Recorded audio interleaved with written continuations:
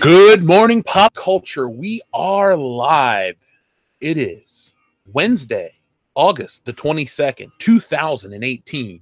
It's 7:45 in the morning, and I'm back with another episode of Good Morning Pop Culture to help you start your day. So if you're on your way to work, if you're already there working and lurking, or if you're going to bed, depending on your time zone out in the world, welcome to the show. We just got off of last night's High Council, which was incredible. Ethan was on fire. We had tons and tons of stuff to talk about. So if you guys haven't had a chance to check that episode out, make sure you do, because we also announced the Indiegogo for Stealing Solo, a Captain's parody, which is a Star Wars parody that we're going to talk about this morning in a little bit. But we have broken records. As of right now, it's over $5,000, $5,377 with hundreds of backers. So I'd like to thank everyone out there who's helping me hit that goal number and who's going to help us blow past it. This is a community thing, and we have the best community on the internet.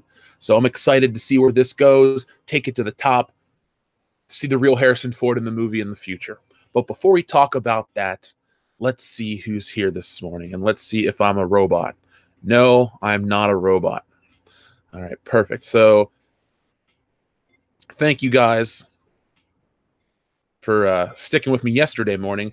Robo Jeff was not by choice. I went back and I listened to it and then deleted it right away because Robo Jeff has no place here on this channel. We agree that his name is Fej or whatever. I'm doing well, Pete. Thank you very much. It's exciting to go to bed and wake up and see your Indiegogo doing so well. So many people want to read the story that I've written and I'm drawing, and it just makes me feel good. So I just want to tell everyone thank you so much. By the way, Cesario Japan, I saw your super chat from 4 hours ago. It says, this super chat will be missed, being 4+ hours old. So, Cesario Japan, thank you very much. You got us started off in record time, and I'd like to thank you very much. So this morning's show, we got a ton of stuff to talk about. We're going to talk about this Danny Boyle exiting the James Bond film. Obviously, if there's any Star Wars news or drama coming up, I may weigh in a little bit on Battlefield 5. We just got a ton of stuff to talk about, an endless possibility of entertainment this morning. Ooh, Newark at the first class lounge waiting for your flight. I've never flown first class before, but I do have to go somewhere in September, and I paid for the upgrade so I could have like an extra long legroom area. It's only $17, but still, I needed a guy of my size. Thank you, Fernando. I appreciate that. What up, Phil? Oh, man. Tons of people. As soon as we get to that magic number of 200, we will start this morning's show. I can't wait to talk about the Danny Boyle thing. I don't know if he was fired. I don't know how to feel about it yet. I can tell you when we get another 65 viewers. It's going to keep you waiting until then. Pete Gilmore, Jeff. Good morning, Jeff. Backer number 13 here. Can't wait for the book. Pete, thank you. Thank you very much for being backer number 13. The book, I can't wait to put it out there. I mean, people that know me know how much I've drawn, how much I write, and all this stuff. You won't be disappointed. Let's see. O'Doyle rules. O'Doyle, I got a feeling your whole family's going down. So while we're waiting for 200, everyone, hit the like button, smash the muff button, whatever we call it here on the channel. Just help us become more easily found on Good Morning Pop Culture so we can spread the word. Yeah, the High Council was great last night. I always have fun doing that show. Even though I only get like 5 hours of sleep the night after, or the night after the show and stuff like that. Yeah, I don't care. It's worth it. It's worth every minute of shaking off the bleariness in the morning. Right now, I'm on my second cup of coffee, and I'm ready to start. Nathan Simmons, hello to you. You've been a long time listener of the show, so glad to catch you, my friend. Josh, I'm going to back you, my boy. Jeff, I wish I knew earlier.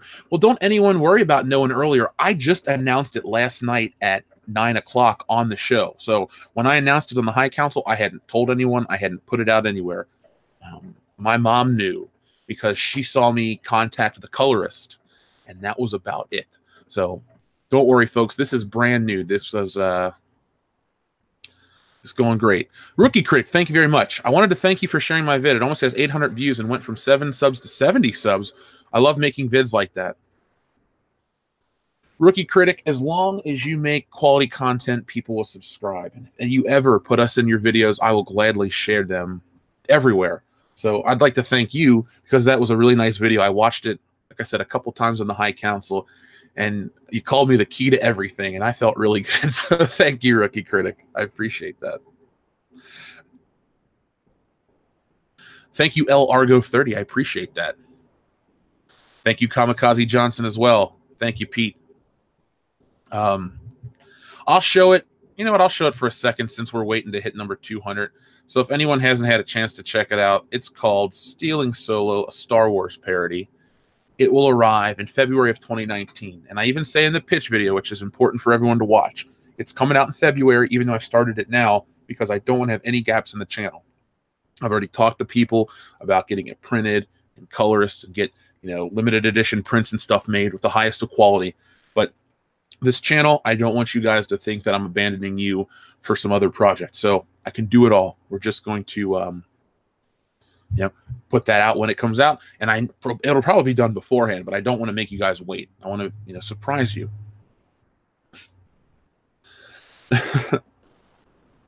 Oh, Trevor's number 200.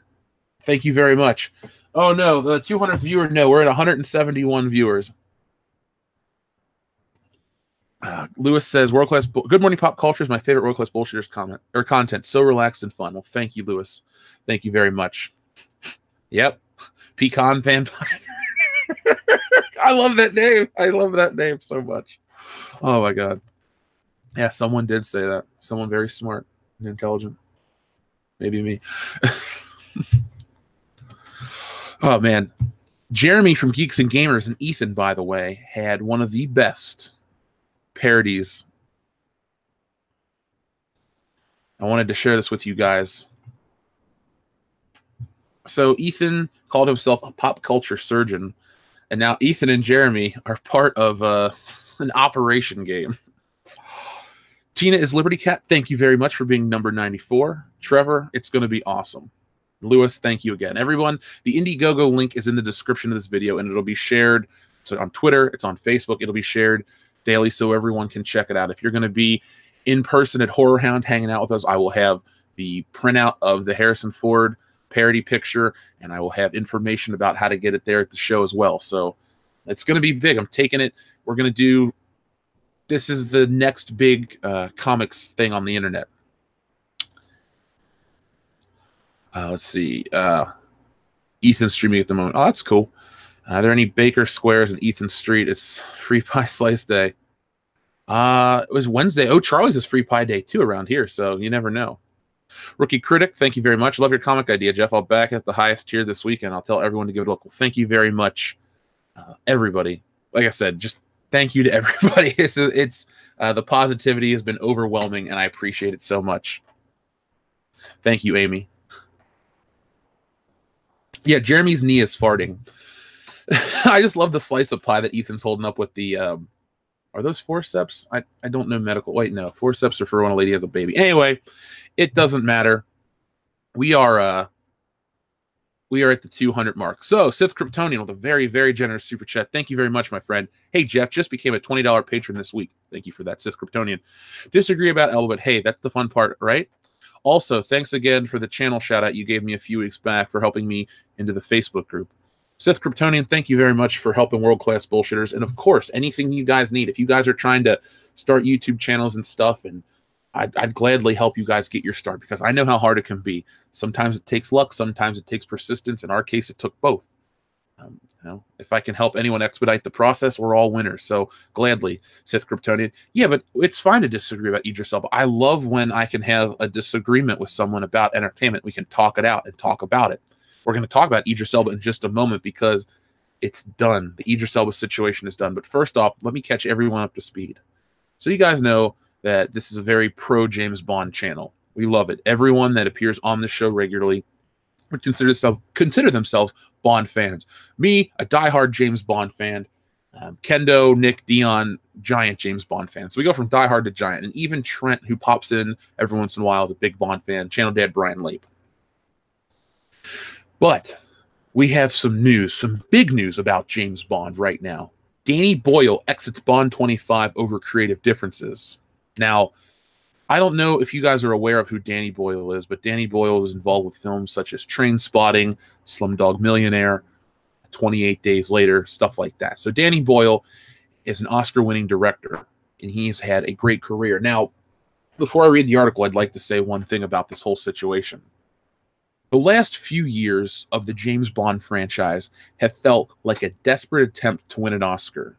Barbara Broccoli and Michael G. Wilson, who are the producers of the Bond franchise, have hired a Kmart Christopher Nolan and a man called Sam Mendes to direct 2 Bond films. Now, I like both Bond films a lot. I loved Skyfall, and I really, really liked Spectre. Almost could say I love Spectre.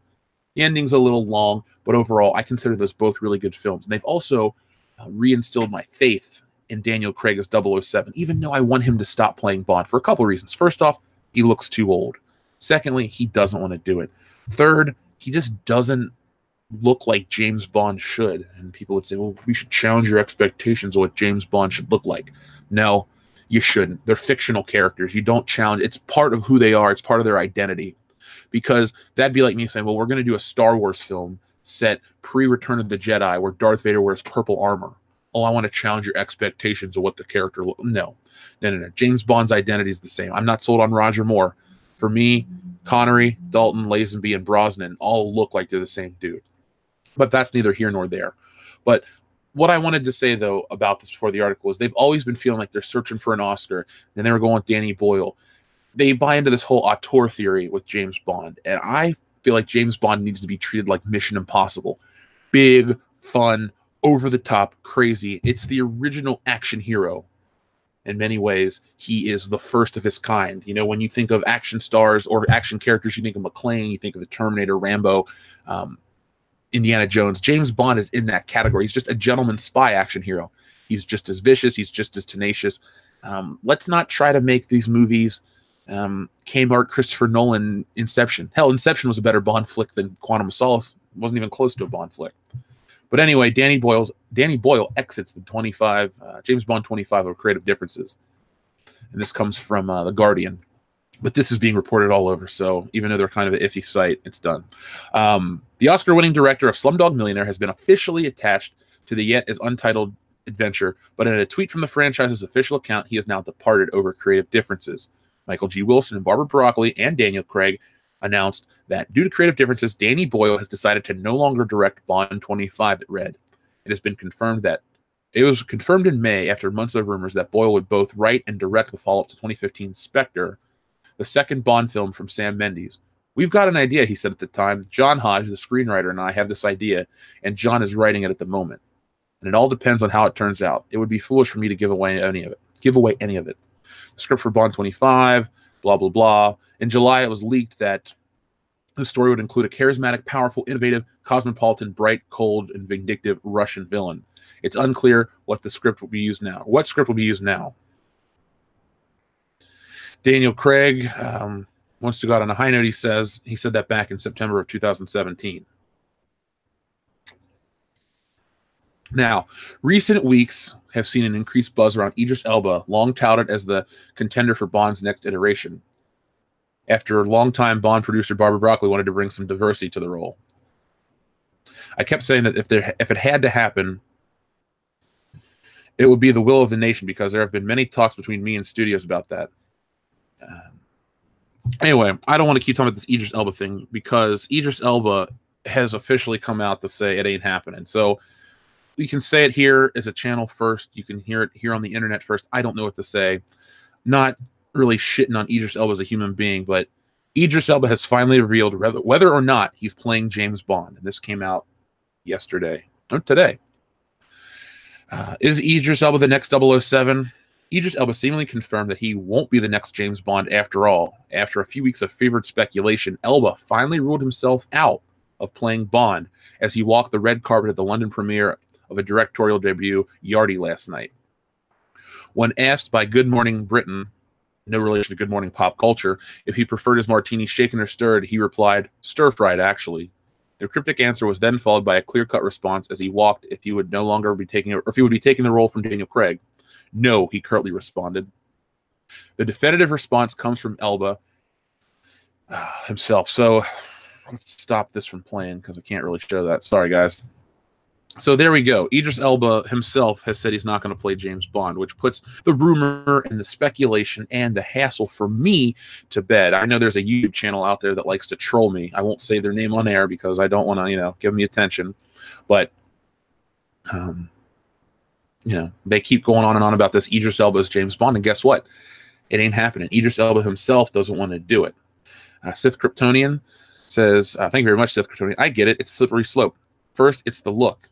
Then it's a new character entirely. However, I really think Elba can do something special. However, he is 46 to be fair." Well, Sith Kryptonian, Idris Elba himself doesn't want to play the role. I think he doesn't want to play the role because of the backlash of what will come against him in his career. Bond is very special to a lot of people.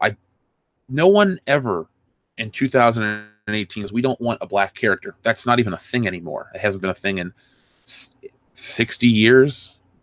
Black characters aren't really a big deal. They're just, like everybody else. They're just a character that's black. No one, has that problem.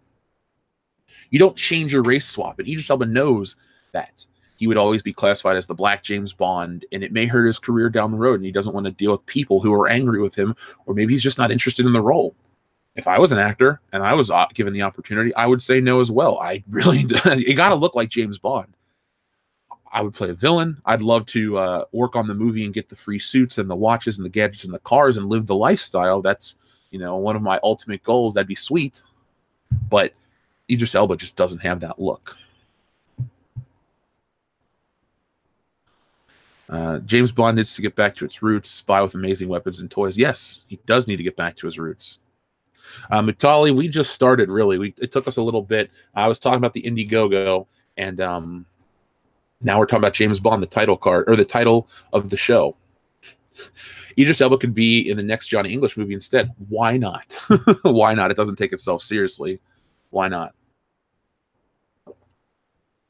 Bond is not black or a woman. You're 100% right, Trevor. I guess Jeremy and Ethan say it more viciously than I do, but SJWs try to come in and appropriate culture and ruin it. They try to come in with their fake cries for diversity and inclusion, equality. I can speak. Sorry, I'm tired. They come in with these things and try to act like they have nothing but good intentions in their hearts, but all they do is destroy. They don't create anything. They destroy something. They've destroyed Marvel. They've destroyed video games. I mean, look, we're looking at franchises that historically have done so much better now that once they go woke, they go broke. It's business poison. I would hope that Wilson and Broccoli, the producers at Eon, who have been tied to the Bond franchise since its inception because her father created it, or not created it, but bought the rights in the late 50s, and in the 60s they produced Dr. No. But I would hope they would take the old school approach, because you can see nowadays that some of the old adages are right. It's true. You treat the customer with respect, you have big success. Any of these franchises that shit on the customer base, or any of these franchises that go out of their way to apologize to a vocal minority on the internet, they just don't do well. They don't do well at all.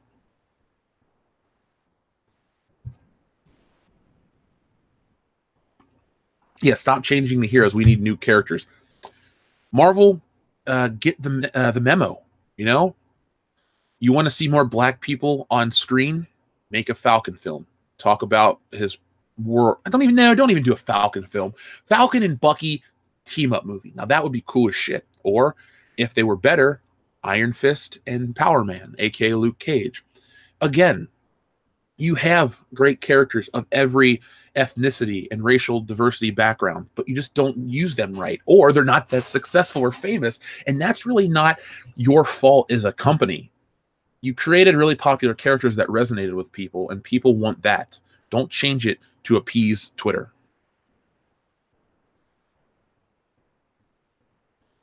Yeah, Idris Elba was in the Dark Tower, and many have speculated that could have hurt the box office.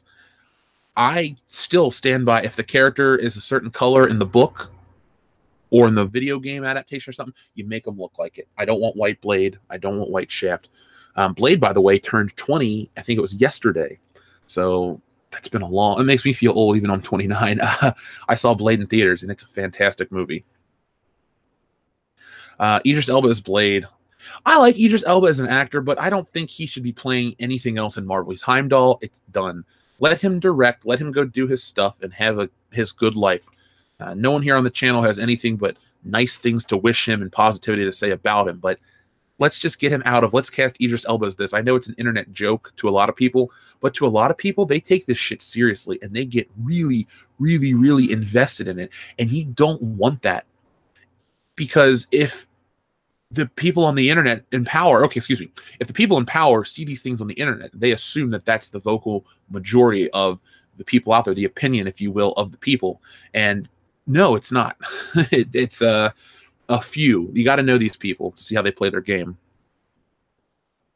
I thought Spectre was a step in the right direction for modern Bond. Yeah, I did too. I mean, my biggest criticism of the film, honestly, I hate the fucking song. Sam Smith, if you're a fan of him, that's fine. See, music isn't something I discuss because music is so different to so many people. I don't consider myself to have this my finger on the pulse of the music world like I do with movies and stuff like that. I like music. I listen to music every day, but the stuff I listen to is usually background noise or, something to get me going at the gym or something like that. So I don't really have this diverse list I listen to. But that song, Writings on the Wall by Sam Smith, I would argue is top 3 worst James Bond songs. That, All Time High from Octopussy, and Moonraker's pretty shitty too. And those are the 3 terrible ones. Die Another Day is worse than Moonraker. Those 3. But no, I liked it. It was fun. I thought the beginning of Spectre was incredible. Even small little parts, like the gun barrel being back, made me happy. Parts like when James Bond fell off the roof and he landed on the couch and he kind of just looked like, is this really happening? Moments like that made me laugh. The car chase. Batista was incredible. I think I really like Spectre underneath it all. I just need to go back and rewatch it again. I own it on Blu-ray. Hell, I even got it in the steel case edition. So, I don't know. What current actor would I choose to play the next Bond? Henry Cavill all day, every day. He's got the look. I liked The Man from U.N.C.L.E. a lot. He looks cool in a suit. That's who I would cast. That is my choice. The Hunky Chunky Funky Monkey. Thank you very much. Something for you and Dion. Look up Muffin the Mule. Oh, God. I'll look that up. Let me write that down. You heard me open up my vintage phone here. I just write it down on paper. Muffin the Mule. Yeah, I'll be seeing Dion and Kendo and Nick.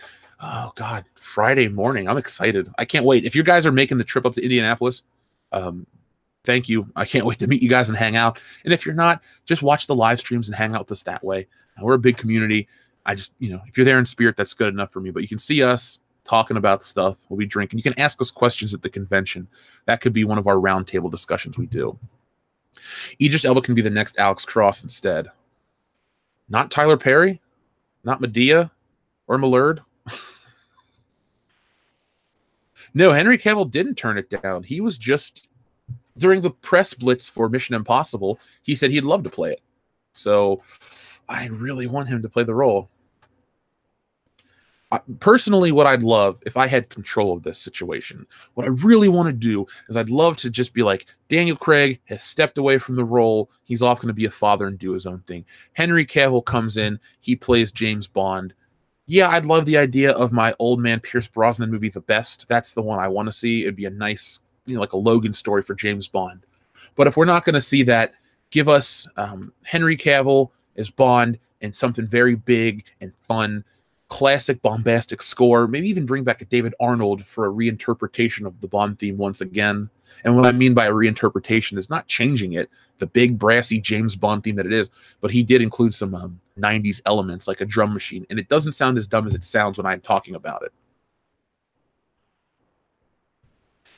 What did I think of the songs? You Know My Name and Skyfall. Loved them both. I want to say top 3 songs. If you throw A View to a Kill in there, those are my 3 favorite Bond songs. I bought Skyfall when it came out. Like, I heard it on Vimeo or Vio or whatever the site is, Vivo. And then I went to iTunes and I bought it because I was just, this is really great. I was into it hardcore. I even heard it at Taco Bell once, so that was cool for me. You Know My Name, I bought that song I was in high school when it came out, but I bought that. I thought that song was incredible. The credit sequence for Casino Royale is the tits, top of the top, best, awesome. That with the View to a Kill one where the girl actually has 007 in between her boobs, but that's for another topic. Sith Kryptonian, thank you very much for your super chat. Lena Dunham is Jane Blob. That's fine with me. That's fine with me. How would I rank the Craig Bond intros? Are you asking about the title sequences? Because the title sequences, Daniel Craig, I think, has some of the strongest title sequences. Like Connery has great ones. Moore does not. Some of them are really lazy and boring. When you get to Dalton's, they're not that good either. And I like Dalton as Bond. Now, Brosnan has really great title sequences as well. GoldenEye is cool. It depicts the fall of the Soviet Union. Tomorrow Never Dies talks about or shows like it's like the inside of a computer. The World Is Not Enough has those oil girls. Die Another Days is dumb. Everything about that movie is pretty dumb. But the Casino Royale, yeah, Daniel Craig probably has the best title sequences based on a percentage. I give him 100%. They're all excellent. Hell, I hate the Writings on the Wall song by Sam Smith, but man, is it so cool to look at. I just mute it. It's a really neat looking visual sequence. I can divorce myself from disliking the song, but still appreciating the artwork that's done by the title sequence artist. Mareth Dealine, thank you very much, my friend. Hello again, Mr. Shitter. Getting my car worked on. Axle and tie rods were badly rusted. Got 2 more commissions from Luciferi on the way. Ooh. Remember to share those on our Facebook page, Mareth Dealine. I can't wait to check those out. And I hope your car work goes well and doesn't cost you an arm and a leg, because I know car costs, can go through the roof. Luckily, my mom's boyfriend's a mechanic, so he always helps me out. And I'm very fortunate in that. But good luck. And when your friend Luciferi has those commissions done, share them with me, and we'll put them on the Facebook page for you. The Rookie Critic, thank you very much. For the Fandom Menace vid I'm working on, I made a short vid with the details. I'll tweet to you in a little later today. Fans, tell me your perspectives. Folks, if you'd like to get involved with the Rookie Critic's videos, like perspectives and stuff, make sure you follow the Rookie Critic on YouTube here. And I believe you're on Twitter as the Rookie Critic. So if you guys check that out, you'll have a lot of fun and get involved.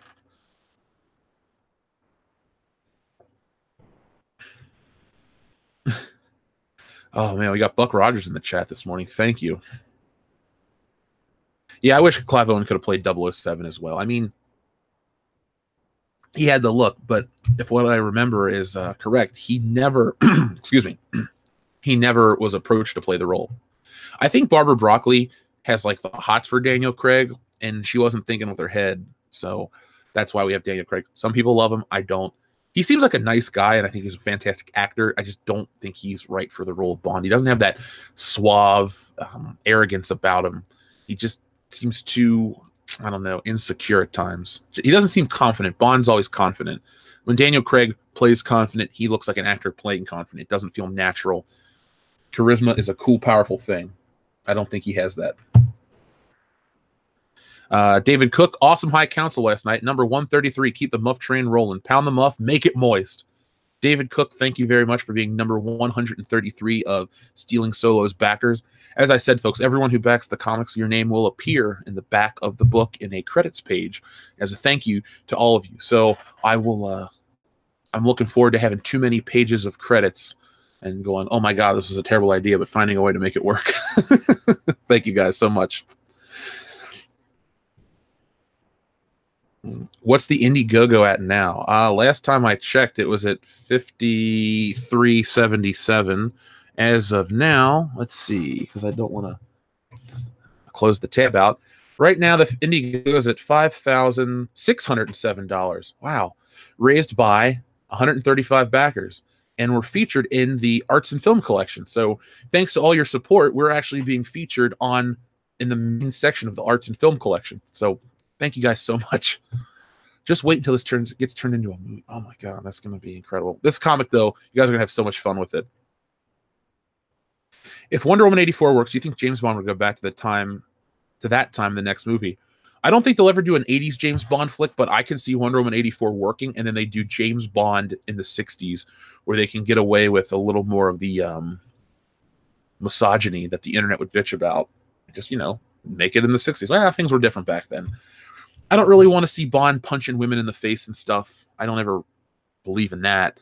But for what it was in the 60s, I don't cringe at that. I just go, it's a different time, and that's what the movies are about. I would like it strictly because you get away from the cell phone. James Bond doesn't need to be carrying a computer in his pocket. It kind of takes away from the drama. Oh, you got to destroy the file. You got to do this. You got to do that. No. Oh, you got to get the film. Well, there wouldn't be film nowadays. It would be a digital file, and you can put it on the internet in a second. So that might help with story elements. Midnight Cherry TV says, backing big on Friday. Welcome to Comicsgate, Jeff. Well, thank you to everyone who's welcomed me with open arms. I am now part of Comicsgate, and that's awesome. Hashtag more profitable than Disney Star Wars. Cobra Viper, will backers who selected anonymous be left off? Yes, if you guys want your anonymity, I will respect that to the fullest. If you notice, when someone on here joins Patreon during a stream, I just thank you and I don't say your name because I appreciate you guys wanting to support the channel, but I also respect and understand that you don't want everyone to know your business on the internet. I get it. I've chosen to, use my real name and stuff, but some people don't want that. So yeah, if you guys choose to remain anonymous, I will not go beyond that to put your name on something that you don't want it to be. So your secret's always safe with me here, Patreon, Indiegogo, everywhere. As soon as you get EVS Comicsgate live stream, you'll smash your Indiegogo funding. Yeah, it's been going great now. I can't wait to come back. As soon as I get back from the show from Indianapolis, I'm going full bore on this thing, dude. This is going to be, oh my God, life-changing. Thank you, Rowdy Ruffian, for joining Patreon. By the way, folks, this week's episode of World Class Bullshitters is going to be a little different. So if you're a patron, you'll hear your name. But I just want to give you a heads up. It's a different type of show. I will be joining Comicsgate streams with EVS. He added me to the Comicsgate thing on Twitter, and I will be a part of that. So we're going to have a lot of fun over there, guys. Loud Toilet, I love that name. Stealing Solo is a must-buy for me. Best of luck. Loud Toilet, thank you very much. I know you guys are going to love it. Sith Kryptonian, what do you think of the Obi-Wan film cancellation? You think they would dare recast Obi?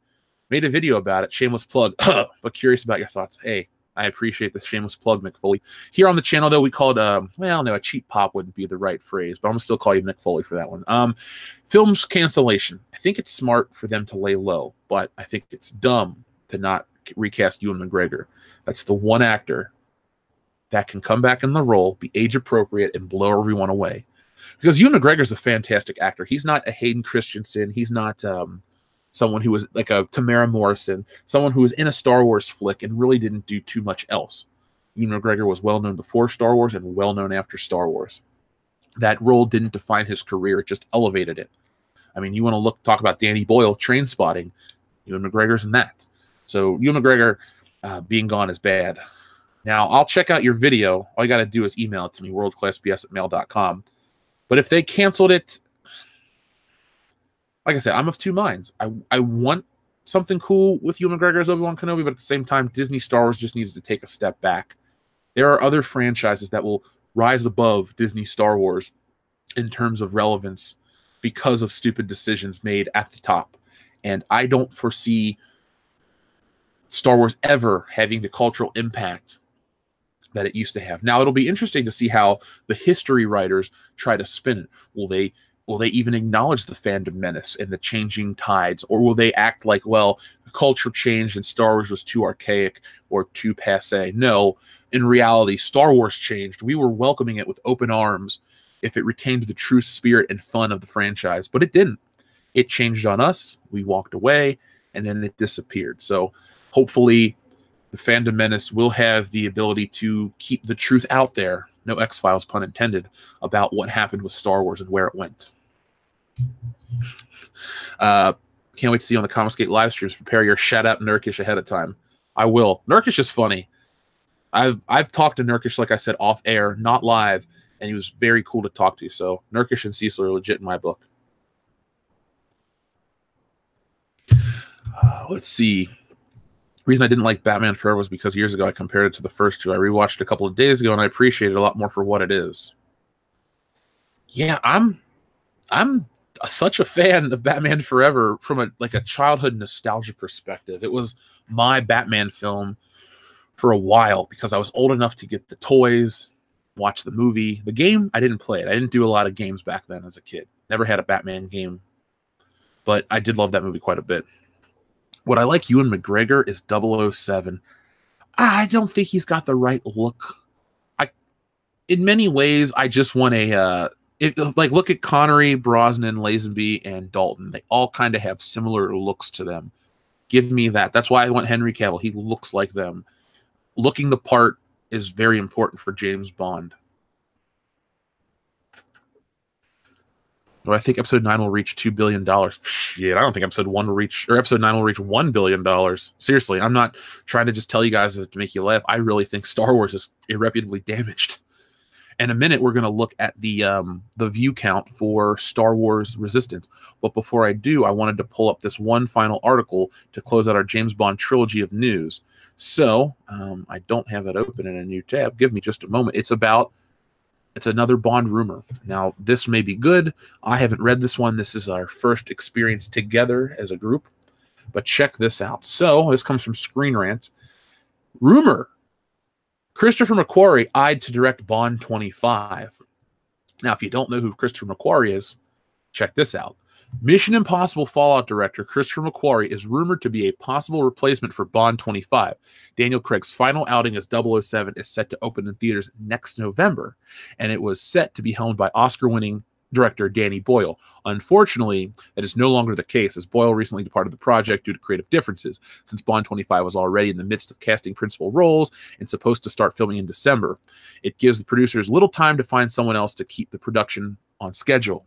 Fans will have their own picks until an official announcement is made, and several would be thrilled to see Christopher McQuarrie take the lead from IMF to MI6. He's directed arguably the strongest Mission Impossible films to date. Fallout is considered to be one of the best action movies in the last several years. It shouldn't come as any surprise his name has already been brought up as a possibility. I'd like to agree with that. I thought Mission Impossible Fallout was one of the best action movies in a long time. Justin Kroll of Variety posted on Twitter that McQuarrie's name is being floated as a replacement for Bond 25. He cautions that it's just a rumor for the time being, so viewers should definitely take this with a healthy dose of salt. And there's the tweet right there. Now, I would like to see Christopher McQuarrie take over the role. I was so happy with Mission Impossible. Do I think they should make another 007 film series? Maybe they should wait longer until certain actors get older. I don't think they should wait too long because Bond, every 5 and 6 year gap, I just don't like it. Get them out 2 to 3 years. You have plenty of time. Bond always is welcomed. It's never been like there were too many Bonds back in the day, and that's why they went away. No, they went away for legal reasons. But if McQuarrie directs, I hope that it doesn't I basically put it like this. Daniel Craig's about to have a kid. They keep having delays. I don't want any more delays with this movie. As a fan, I want to watch it because Spectre ended on kind of a cliffhanger. Not really a cliffhanger, but James Bond rides off in the Aston Martin with that girl, and it's rumored that they're going to remake On Her Majesty's Secret Service as the next film.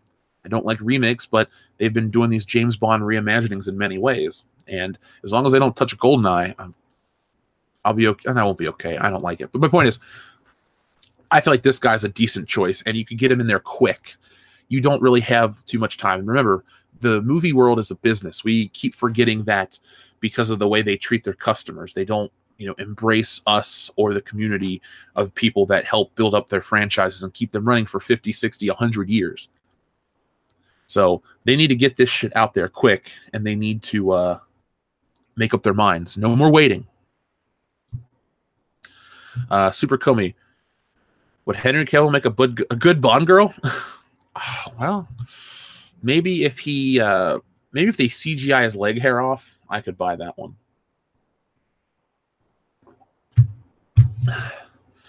Apart from the DB5, which is your favorite Bond car? I like the Vanquish from Die Another Day. I really like that car. I want one so bad. The one from The Living Daylights. All the Aston Martins from those movies are beautiful in my opinion. If we're taking out the Aston Martins, though, I liked the BMW 750 IL for what it was. As a kid, I thought that was the neatest car. Now you can get them for like $4,000 and they don't look that luxurious in person. Yeah, those were really it. It is just the Aston Martins. The BMWs were neat. Didn't really like the Lotus. I like the red Lotus more than I like the white Lotus.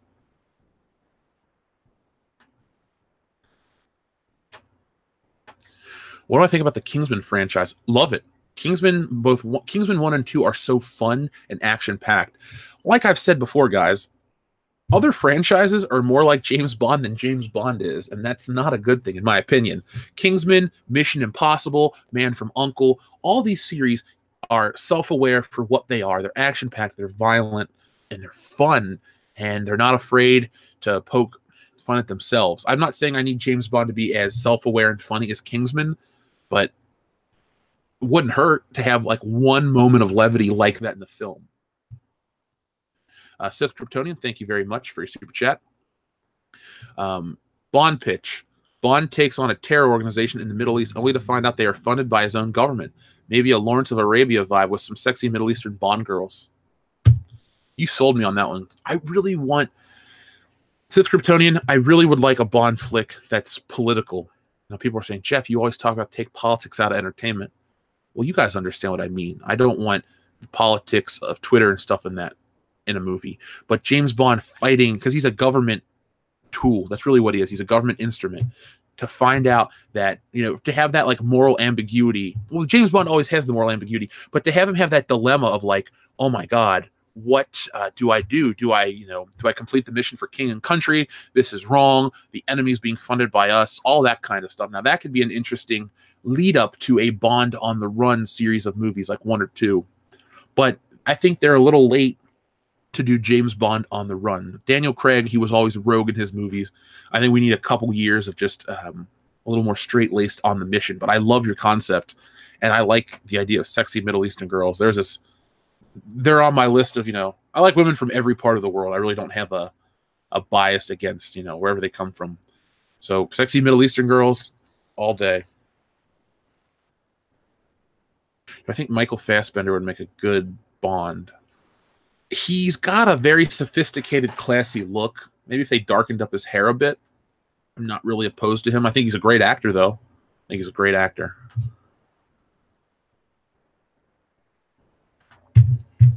No more Russians. It's outdated. When has Bond last fought a Russian? I don't think James Bond interacted with a Russian villain since Goldeneye with Arunov, which was 1995. Let's see. Tomorrow Never Dies. Elliot Carver was American or British. No, British. Renard. I guess Renard was Russian. I don't really remember what Renard was. Yeah, Victor something was his name. The bad guys from Die Another Day weren't Russian. Le Chiffre was French. Dominic Green was French. Silva was Mexican. And Blofeld is Swiss. So, I know it's been, decades. Why not? Almost 20 years. I don't really care. It would be fun.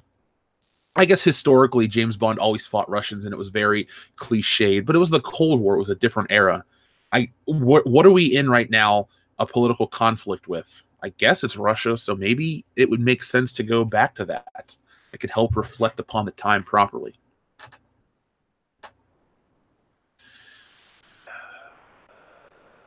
More French villains because I'm French. Or because, French. Hey, why not?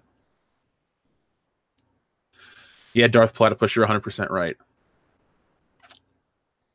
Bond goes to North Korea. Bond's been in North Korea. A lot of people like to shit on Die Another Day, and I'm one of them, but Bond went to North Korea already. In 2002, they were kind of ahead of that. So, yeah, he went and tried to sell diamonds as Mr. Van Bierk or something like that and got captured. That's where James Bond got captured, in North Korea. So in 2002, Bond was ahead of that shit. A James Bond World War II film. I think the character was in World War... Yeah, the character was in World War II, but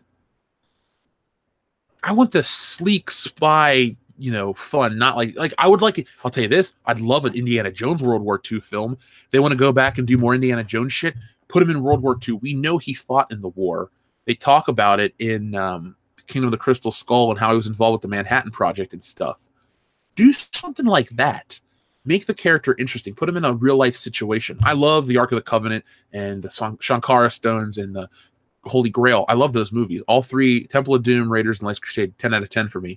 But do World War II. Don't do the 50s where Spielberg and Lucas were growing up and they're, idealizing the whole malt shop culture. No, put Indiana Jones in the thick of it. You want these heroes at their peak. World War II would be Indy's last big hurrah before things slowed down and he became a full-fledged professor full-time. Do I think Daniel Craig or Christian Bale could play a good Bond villain or even played Bond if Craig wasn't cast? Yeah, I guess.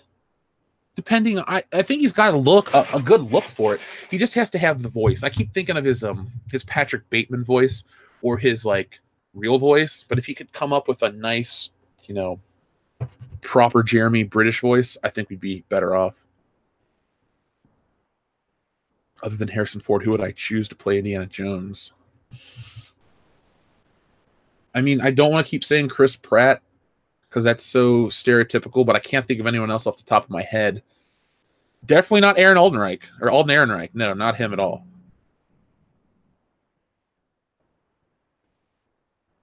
Grand Inquisitor, morning, Jeff, working and lurking. Grand Inquisitor, thank you for your nice compliment last night on the High Council. I appreciate that. Bale was Bondish in Batman. Yeah, he was. I think once you see the actor in the suit with the right haircut and the music blaring and the action's going, I think you buy into it a lot more. The Cobra Viper, thank you very much. Bond 007, woke and gender-neutral Monarch service. Is that from the Venture Brothers, right? Monarch? Is that the villain group? James Bond and woke. Do not go woke, James Bond. Do not. Richard, good morning to you, my friend. Do not apologize for being late. We need a soy Bond. Said no one ever. Speaking of soy and all this other garbage on the internet, let's talk about the Star Wars Resistance numbers. Just out of curiosity, we need a daily Star Wars Resistance update. So, I still love that when you search Star Wars Resistance, my video comes in at number 2, right after the official trailer. And then it goes Geeks and Gamers and Doomcock, and then Geeks and Gamers again. And then the Weekly Planet. Man, we're outpacing the Weekly Planet. I used to love their channel. So, the numbers for Star Wars Resistance. We have... Woo-wee! So, when I put the video up, it had 35,000 thumbs down. As of now, this morning's Good Morning Pop Culture, Star Wars Resistance sits at... Drum roll, please. 53,115 thumbs down to 9,571 thumbs up. Ouch. Now, someone made an excellent point. What about, or why wasn't this on the Star Wars YouTube channel? Why was it on the Disney YouTube channel? I don't know. Those were all decisions. What if they did a one-off short Bond TV series? Could be good and bad. It could be good. The way TV is handled nowadays, you could tell a very compelling James Bond story through a Netflix 6-episode miniseries or something like that. Let's see if they would ever have the balls to do that. I'm not opposed, like with Spider-Man. I would love to see Spider-Man on TV and in the films. And it can be Tom Holland, but it should be Spider-Man dealing with, ground-level crime like the Kingpin, Hammerhead, Silvermane, stuff like that on the show. And then they hint to like a Mysterio or, bigger characters going on like that. Because Spider-Man is a character that you need to have so much context and build for certain things. And in the world we live in, Spider-Man can be such a beloved character that you could just do that and not really alienate or turn off anyone. Zaire, I'm number 1 for your search results. Thank you very much, Zaire. Did I see the Rotten Tomatoes for Death of a Nation by Dinesh? 0% critic score, 90% audience score. I don't even know what Death of a Nation by Dinesh is. Dark de la Espada. What are my thoughts on Star Wars live action shows? Will it still happen? It has to happen, right? Because the Disney streaming service launches in 2019. We know what happens when you rush a Star Wars product into production. You get The Last Jedi, it's unfinished. Your, Praetorian Guard arms just disappear because you didn't take the time to properly choreograph the fight scene because your actors can't fight. But it'll happen. I don't know how good it'll be, but they'll. You know what this is? The Disney streaming service seems like to me. It seems like, remember when you guys were in school and you had those science projects? And if this doesn't apply to you, well, you can understand the analogy. But remember how you would have to they tell you in like the first week of March, you have a science project due in April. Well, you wait till the night before to start and you just throw shit together and you're like, Mom, where's the baking soda? Mom, where's this? Do we have rubber bands, Mom? And you go to school and you have this abomination of a project. Like, part of it's okay, but overall it's pretty dog shit. That is what the Disney streaming service is to me. They're just slapping stuff together. They're buying up as much stuff as they can real quick. They're going to take some generic infrastructure and they're going to launch it, and it's probably going to be broken and very lackluster and bare bones. We already know that they're going to be lacking the original Star Wars flicks, anything above a PG-13 rating. It's a really weird streaming service because the Marvel movies make billions of dollars. It's not just kids that go see those movies. Hell, it's not just kids that buy the toys. I know our friend American Trent. I know some of the other collectors on YouTube. They are big into the new Marvel Legends 10th anniversary line. They're excellent toys. They're only about $20 a figure, but I see tons and tons of guys buying them up, grown men, that aren't even like nostalgically linked to the toys from their childhood. They just like the characters and they're great things. So limiting yourself to a child streaming service isn't smart in today's day and age. It's acceptable for an adult to watch cartoons or buy toys or do these things, and the adults have the disposable income. So what you do is you target that audience. You don't really worry about the kids. The parents will take the kids to Disney World, and the kids are the next generation. The parents can get them into your brand. My mom got me into Batman and Spider-Man and all the characters because she liked Batman as a kid. She watched the Adam West show. That was just something that she did, and that, reflected upon me, and that's why we have the show we have now. My mom really wasn't much of a pop culture person. I'll give credit to my cousin Jason and my Aunt Pat. I used to go to their house quite a bit because my mom would work and she would need a babysitter. And even though they lived on the other end of town, they would watch me when my mom needed it. And then it got to a point where I didn't even really need a babysitter, but I would still go to their house because they're awesome. My Aunt Pat's my favorite, outside of my grandma and my mom. She's my favorite family member. She was there when I graduated college. She's just a really good lady. But as a kid, I would go and watch movies there all the time. That's where I saw Die Hard, and that's where I would see Beetlejuice and all of these things. And that's where I really developed a love of pop culture from an early age. So you can get the adults, and kids can get into that stuff too. King Eric the 15th, thank you very much. Morning, Jeff posted some stuff on the fan page. Well, King Eric, I'll be checking that out soon, my friend. Xavier says, came in a bit late, but hi to everybody. Hi, Xavier. Which has more dislikes, the Star Wars Resistance trailer or the Titans? Let's find out together. So where are we at? The trailer for that. Titans trailer. So remember 53,000. Let's see. We'll go with the official Joe Blow trailer for this. It has 51,000 to 25,000. So it even has less thumbs down and a higher ratio. So Titans looks like it's better received than Star Wars Resistance. Who'd have thunk it? If only a Warner Brothers property could make Marvel money at the box office.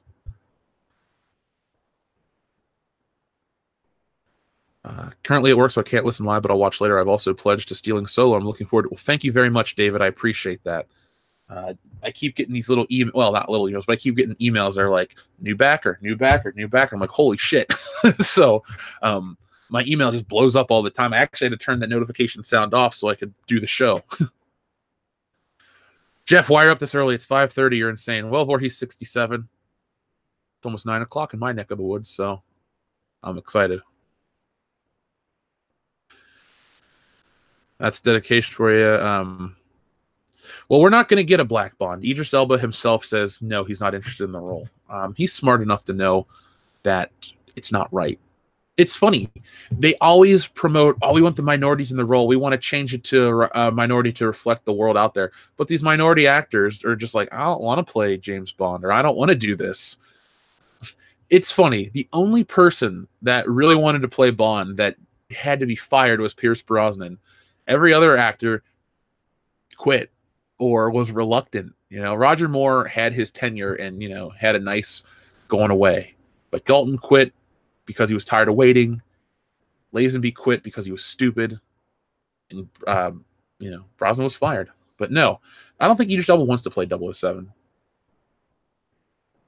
Star Wars used to blow everything out of the water. It used to, and now it just doesn't.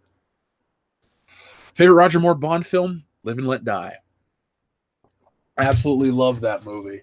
Love that movie 100%. I'm going to make another coffee. Let's see where we're at. So, yeah, this Titans trailer, I want to get the DC streaming service for a month to check it out. I'm very curious. Now, it seems almost counterproductive to get this and Batman the Animated Series on Blu-ray, but I foresee myself watching Batman the Animated Series on Blu-ray forever, and I can see myself ditching the DC streaming service just after a month. And it's not to knock the people that are working on it, because there is a lot of great DC content, but you got to be careful with a lot of these streaming services when they launch. I know people hate when I talk about wrestling, but the WWE Network has a streaming service, or is a streaming service. They launched, it was broken and messed up, and it took me months to like it, and I actually canceled my subscription because of how long it took them to get their shit together. So, Jeff, let's watch License to Kill in September. Let's go full crazy vengeful blonde. I got your message on Patreon about that, Samuel. 100%. If that's what you want to watch, we'll watch it. Question: would you mind if we watched it off air and then I made you a part of the Patreon exclusive video, so when it does launch in the proper order, you've watched it with us and you're on the video? Just let me know right here if you're cool with that.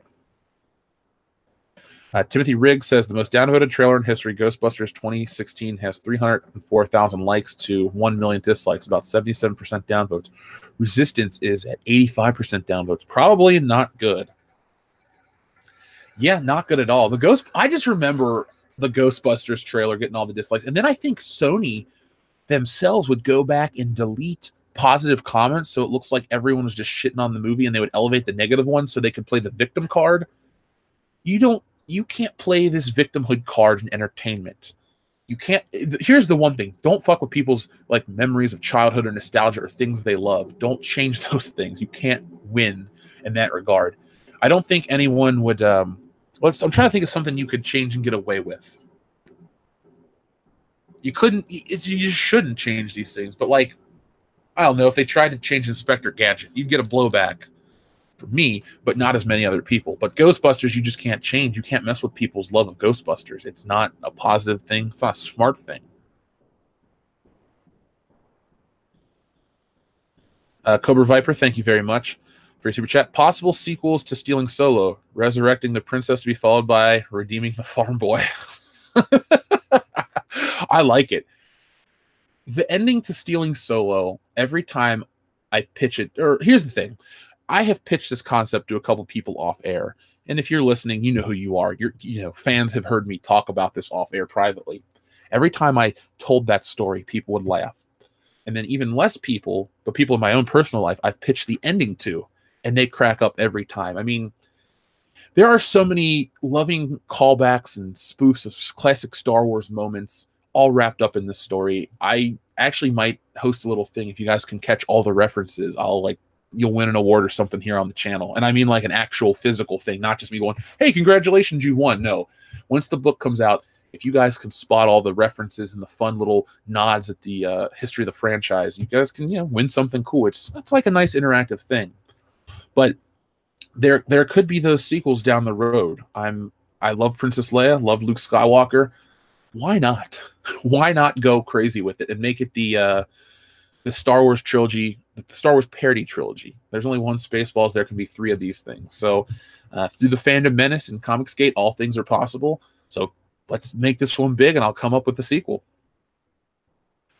Brandon Moy says, Infinity War watch party after Horror Hound? Yeah. 100%. 100% we can do that.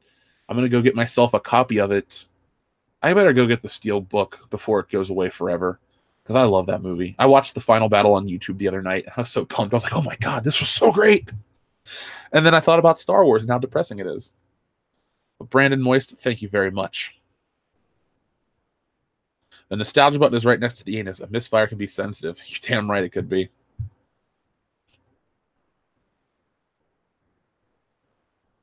Ghostbusters could have been great if they included the original team and followed an original plot. If they would have been the original male Ghostbusters, it could have been. But I think Ghostbusters, the game, was the perfect Ghostbusters 3, and you just ride off into the sunset. Much like many could argue that Pierce Brosnan's fifth James Bond movie was the video game, Everything or Nothing. I could be one of those people that, on the right day, I'll believe that that's his fifth and final movie.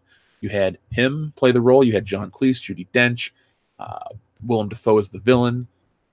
Shannon Elizabeth was the Bond girl, but then again, it was 2004, so was the era. Just saying. Jeff, name one thing good that came from The Last Jedi. We know you choose nothing, but if you had to pick one significant moment, what would it be? Honestly, the best thing that came from The Last Jedi is finding all you people and finding Ethan and Jeremy and building up the fandom menace. But if I have to pick one specific moment from the film itself, it's when Luke Skywalker dies and he looks at the twin sunsets and it plays the Force theme. I hate the movie, and Rian Johnson was a bad director, and all the terrible things I've said about the movie stand, but that one moment is legitimately great.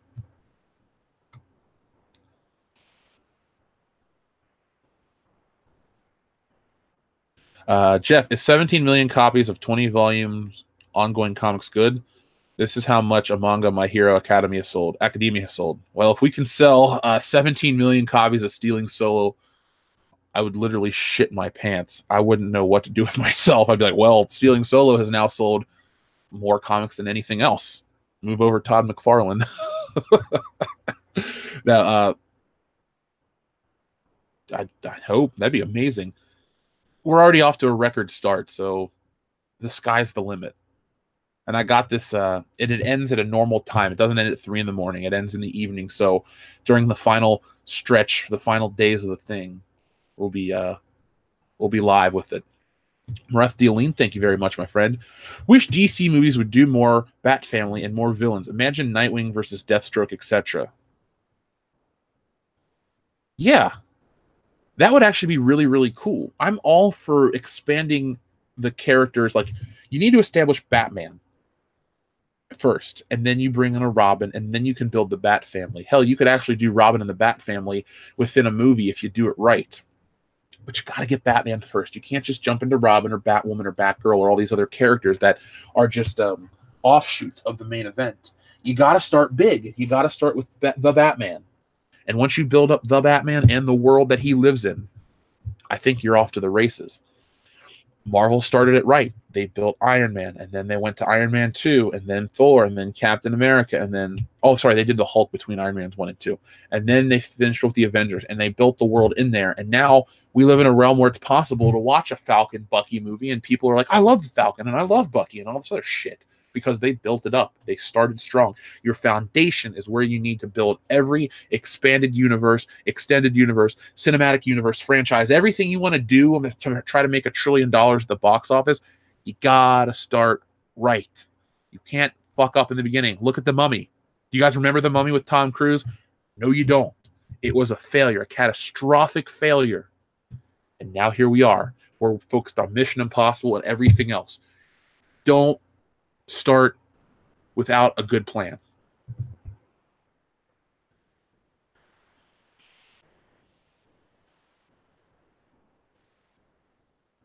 There's a rumor that Star Wars 7 was going to be a video game at one point. I've never heard that rumor. I don't know if that would be... Now, are you talking the story from that would have been the rumor or been the video game? That would be a very bad video game because a lot of people would have... I would bet you money that if Star Wars Episode 7 was exactly what it was in video game form, people at IGN, the people that praise this movie, would ridicule it and rip it apart because it's too similar to the original film. But they couldn't get past that in the movie. So Disney pulled the ultimate screw job on everybody. The Montreal screw job of films was Star Wars The Force. And you know what? I won't say that was the screw job. The screw job was The Last Jedi. They just duped all of us. But they tricked you and you didn't realize it 2 years earlier.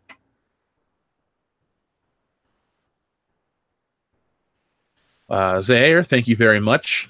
First off, Trent, good morning to you, my friend. Zaire, what if they went backwards? Built the side chairs with Batman. Sorry. What if they went backwards? Built the side characters with Batman seen as a force of nature. Then we get an ultimate Batman movie. Not a bad concept.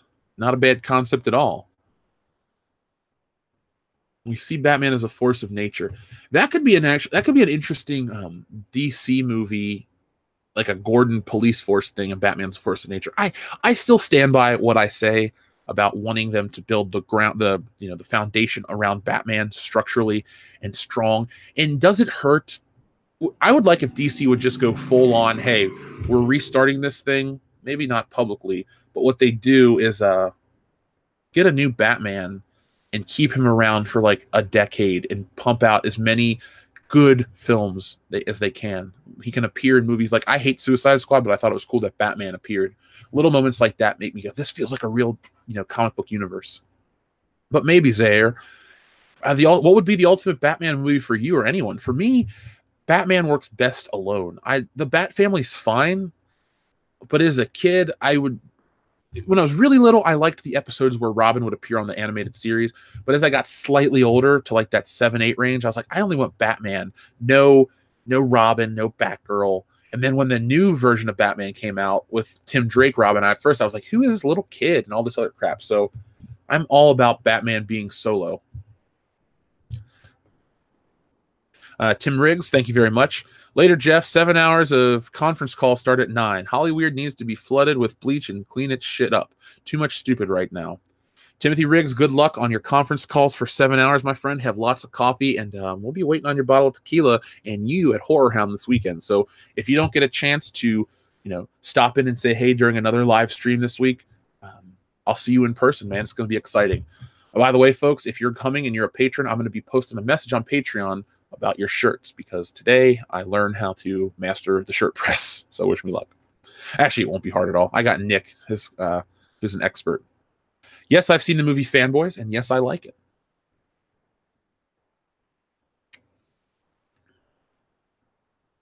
MCU watch party with High Council or WCW yes before Avengers 4 next year.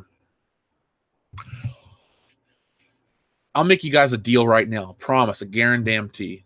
And no, put like this: if we can get to 100,000 subscribers, I will find a way to do a constant MCU watch party here on the channel. Now, I won't be streaming the movies because you can't do that on here. But what I would do is I would start Iron Man at like 9 or 10 in the morning, and then we would just keep going.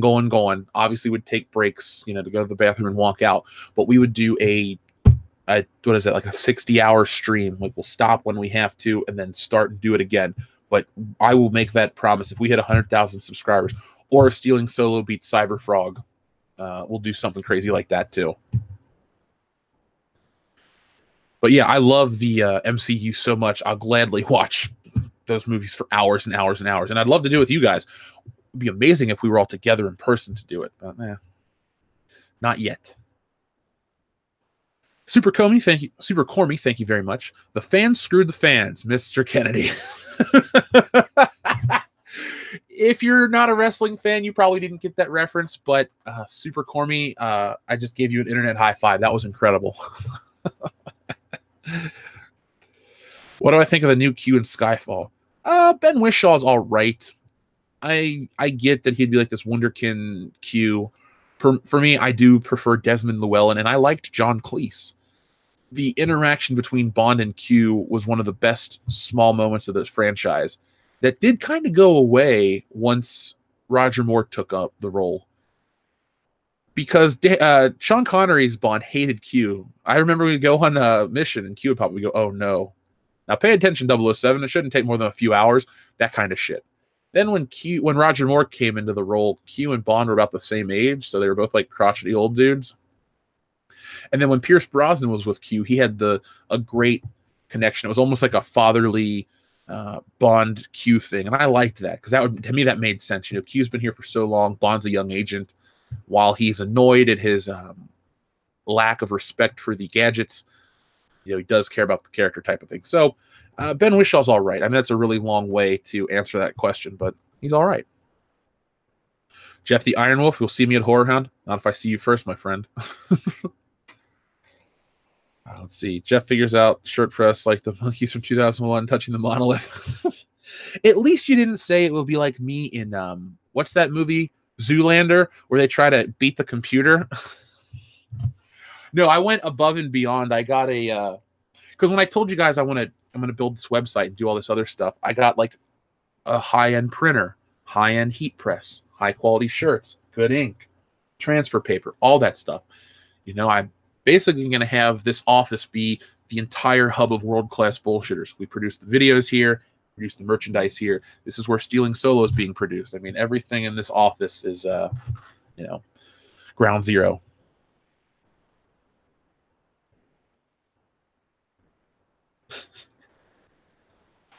When you beat EVS to the race of 100K subs, you got to send him a 5-gallon bucket of butter to cheer him up. Amy, I guarantee I'll do that.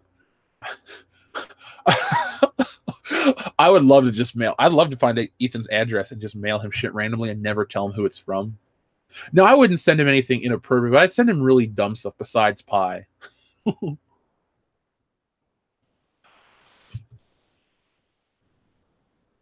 They need to future-proof it. Man of Steel felt too grounded. All the shift afterwards felt like everyone forgot the weird stuff was happening prior to the canon. Yeah, Man of Steel is okay at best for me. I don't want to go back and relive the era that was the Man of Steel thing.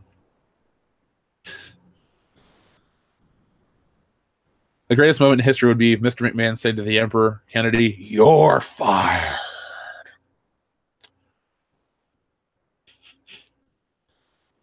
Q should be played by Richard Ayoade. The guy from the IT crowd? I'd be fine with that. He's funny as shit. I liked him in Garth Marenghi's Dark Place. Has anyone seen that show? Press 1 if you've seen Garth Marenghi's Dark Place. Press 2 if you've seen The Mighty Boosh. Press 3 if you've seen both. There we go, King Eric the 15th. You win. You could send him a small tent and right shirt on the package. I should do that to Ethan. He would be heartbroken. Let's see. We got quite a few ones for that means Garth Marenghi. Ah, okay. People have watched. Amy's watched both.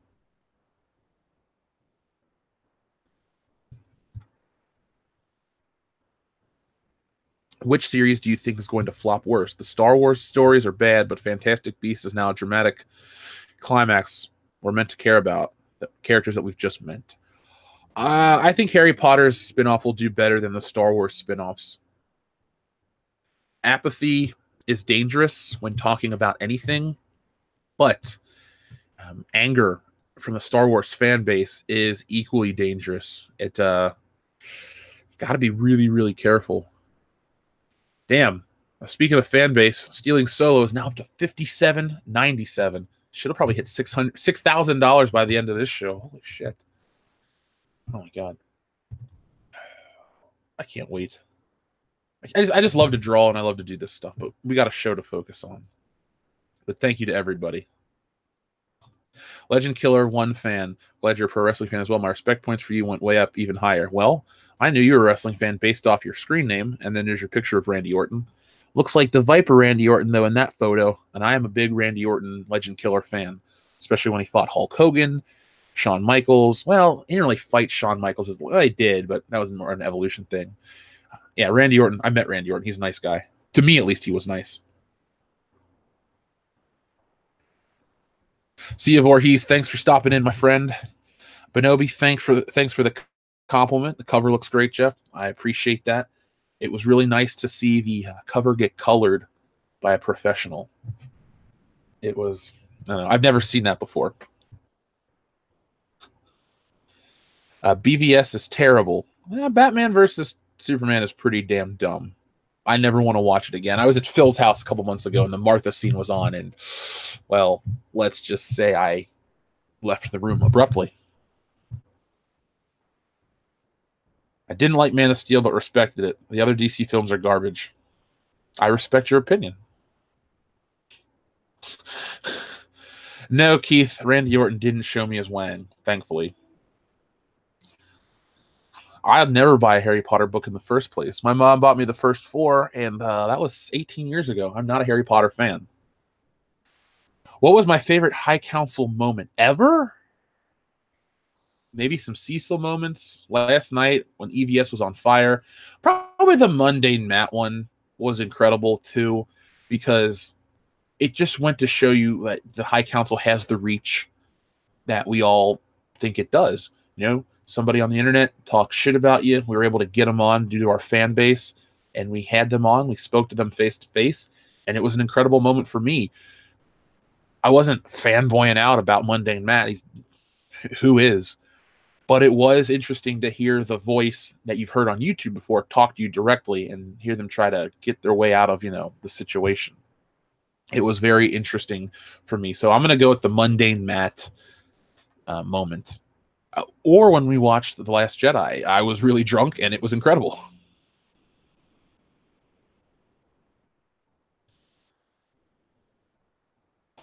Now, see, Legend Killer, I always thought of Randy Orton ditching the Legend Killer gimmick once he went to Voices in 2008.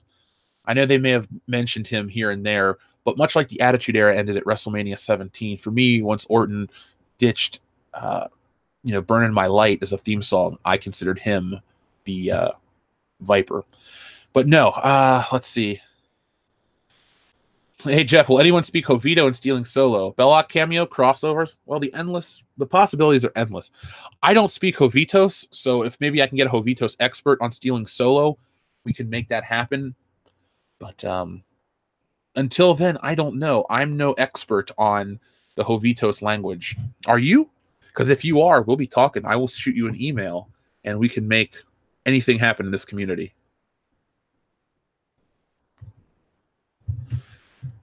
Oh, man. So let's see what else people are saying this morning. Good morning to be alive. Good morning, pop culture. I'm excited. Yes, for the Indiegogo. But I'm so excited for this convention. Like, you guys don't know, I love working these shows. I love going out and meeting people out in public. And Ethan got Booker T. I'm going to shoot for Bruce Campbell. I'm going to shoot for everybody. I'm going to ask every celebrity, would you please film it? Can we film you for an intro for our YouTube channel? We're not some small rinky-dink outfit. We're like the Warriors. We're those bad dudes out of Coney, the big CI. We'd love to have you on. And like, if I ever met wrestlers, I think that'd be a really cool crossover. Ooh, Darth Wesker, Burning My Light is better than Voices. Fuck yeah. You win the award this morning. And if I like Mighty Boosh, check out the movie Bunny and the Bull, same writer team. I'll check them out.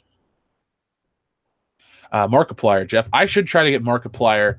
Like I said earlier, Markiplier was from Cincinnati. I know people that know Markiplier, knew him personally when he was here. I think we went to the same college. So that'd be a fun interview. I will ask him. I will start the process. That's why Stealing Solo comes out in February, so I can continue to do stuff like that. I don't want you guys to be waiting like, Jeff, when's the channel coming back? Oh, I'm drawing, guys. 18 hours today. Sorry. No. Both at the same time. When is the Comicsgate convention happening, and are you going?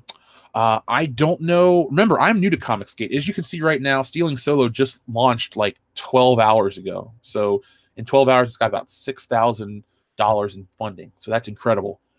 I will go wherever the fans want me to go. Seriously, if you guys have a convention, if there's a Comicsgate convention and it's close to EVS or somewhere, I don't care where it is. If it's anywhere in the world for Comicsgate, if EVS and the other guys are there, I'll be there too.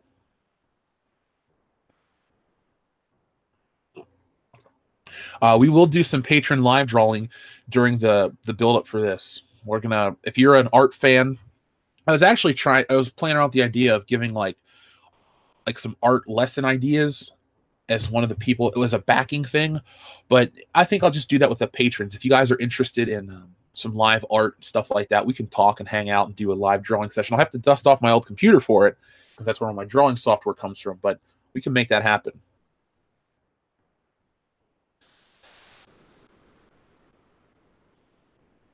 See, Markiplier would love to take your guns away. I wouldn't. Remember, we don't really get into politics. I would just, talk about his YouTube channel, his growth, Cincinnati. The possibilities are endless here in this city. Darth Platypus, can't wait for Stealing Solo. I hope you make as much as Cyberfrog. Darth Platypus, so do I. Thank you very much, though, for your nice, kind words. We're already well on our way. 12 hours, look at this. And it's just the first day. You guys are going to hear me talk about this a lot, but thank you so much. Follow EVS's example. Do lots of silent drawing where the mic is off, but streaming so people can chat about what you do. Oh, I like that idea, Amy. Thank you very much.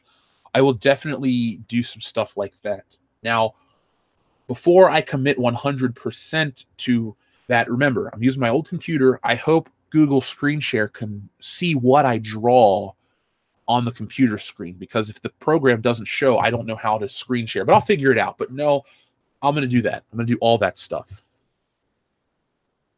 Who's illustrating the book? Me.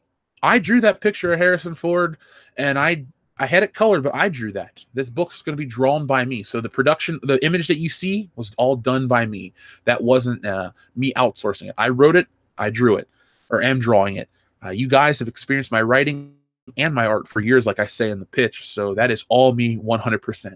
Got a great colorist that I worked with on this. I'm going to see if he's interested in the project. I got a letter. I've done other comic books in the past that have never seen the light of day. Like, I was paid for them, but the guy ran out of money to produce them post paying me to draw. Like, I don't even know if there are colored pages out there. There are black and white pages that I have, but I can't really share them because it's not my project. But I have tons and tons of pages that I've done. I did a comic book for myself once called Anthology, which never saw the light of day, but it was like a Twilight Zone, EC Comics, Tales from the Crypt, X-Files type of vibe, where it had 3 independent stories. They all had twist endings. One was a political satire, which had a dark ending. One was straight up sci-fi horror, and the other one was just like a gore. It was called Anthology: Tales from the Dark Side of American Life, or something like that. And it was very funny for me to do. But I've done that. I actually drew that issue twice, once on paper, once on digital, and I was proud of it. But it never really came to be. That life changed. Thankfully, it did, because we have this channel now.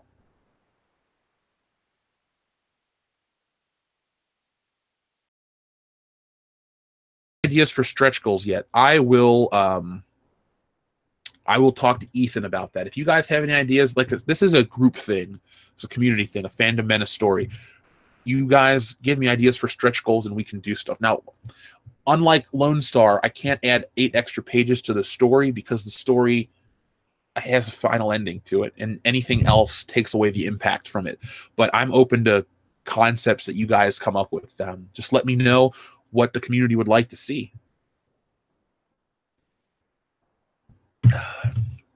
Reach out to New Jack. He'll do an intro for the site. Dude's cool as hell in interviews. Could possibly do that. I know who New Jack is.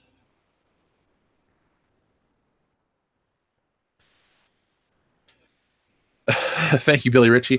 Cesario Japan says Aston Martin is remaking the DB5 with the Bond gadgets included, guns, ejection seat, etc. 25 cars at $3 million, but there's one slight catch. What is the slight catch, Cesario Japan? Because let's go make Stealing Solo $10 million, and I'll get one of those cars. Well, it'll be the official world-class bullshitters mobile. I'll drive it to every convention, and all backers get a free ride in it. I will ask Diversity in Comics to help promote the book. I know he's friends with Ethan. He's been on my channel before. He's spoken to me personally, so I'm going to ask him if he could help me out and get the word out there. Thank you, Grant. Jeff, the artwork looks amazing. Reminds me of Telltale video game artwork. This would be a great video game. That is a really good idea, Grant. This could be a funny Telltale game. Man, and I appreciate the compliment. It's really nice to hear such positivity about the promo image. I've drawn so much, but it's so nice to hear people say such nice things. Rainier Angle says, so glad I dropped out of the High Council yesterday to back Stealing Solo. Hope you make it big with this. Thank you, Rainier Angle. Again, thank you for all you've done. Thank you for the Mr. Ed box set, backing Stealing Solo. Like, I remember everyone out there, and I appreciate you guys so much. Let's break every record conceivable with this one. Let's see. Oh man, Jeff, you need to produce those old books. EC books were badass. Maybe that could be a stretch goal down the road. Maybe that could be a stretch goal. If we can reach huge Cyberfrog-like numbers, I'll go and take that old book, bring it out, dust it off, and get it printed up, and that can be an extra bonus type of thing. There we go. That could be our stretch goal. So there we go. You would love if I collaborated with Red Letter Media. I feel like they think they're too big for me, but I would gladly talk to Red Letter Media. That could be a lot of fun. A stretch goal, draw some high-tier pledges in the background of the book. That's not a bad idea, Zaire. Actually, I was thinking about putting some high tier pledges in the front because the opening page, the actual first page of sequential artwork, features 1, 2, 3, 4, 5, 6, 7, like 10 people that can be drawn into the book. You guys would send me a picture of your face. I'd put you in the book, and you would give me, you would be in there. You give me that. So I could do that. I should edit that and add that into a pledge. Definitely, Amy. I'm going to ask EVS and the other Comicsgate guys to help me out. I'm in there cool with Mike S. Miller. He's been a very nice, polite guy. I'm interested to talk to him again. I know our friend Army Vet Rod, who is a super, super fan of this channel, is going to talk about this too, because he's in with all the Comicsgate guys. So thank you. Jeff, you can make a cool Bond henchman with your size. I'd love to be a Bond henchman. That'd be pretty neat. I don't want to be considered, too similar to Batista, but I mean, I am taller than Batista is. Not that buff yet. Will be. That's going to be scary. If anyone knows me now, once I get that level of muscle on my body, look out. I'll probably be immobile, but I'll be scary as shit.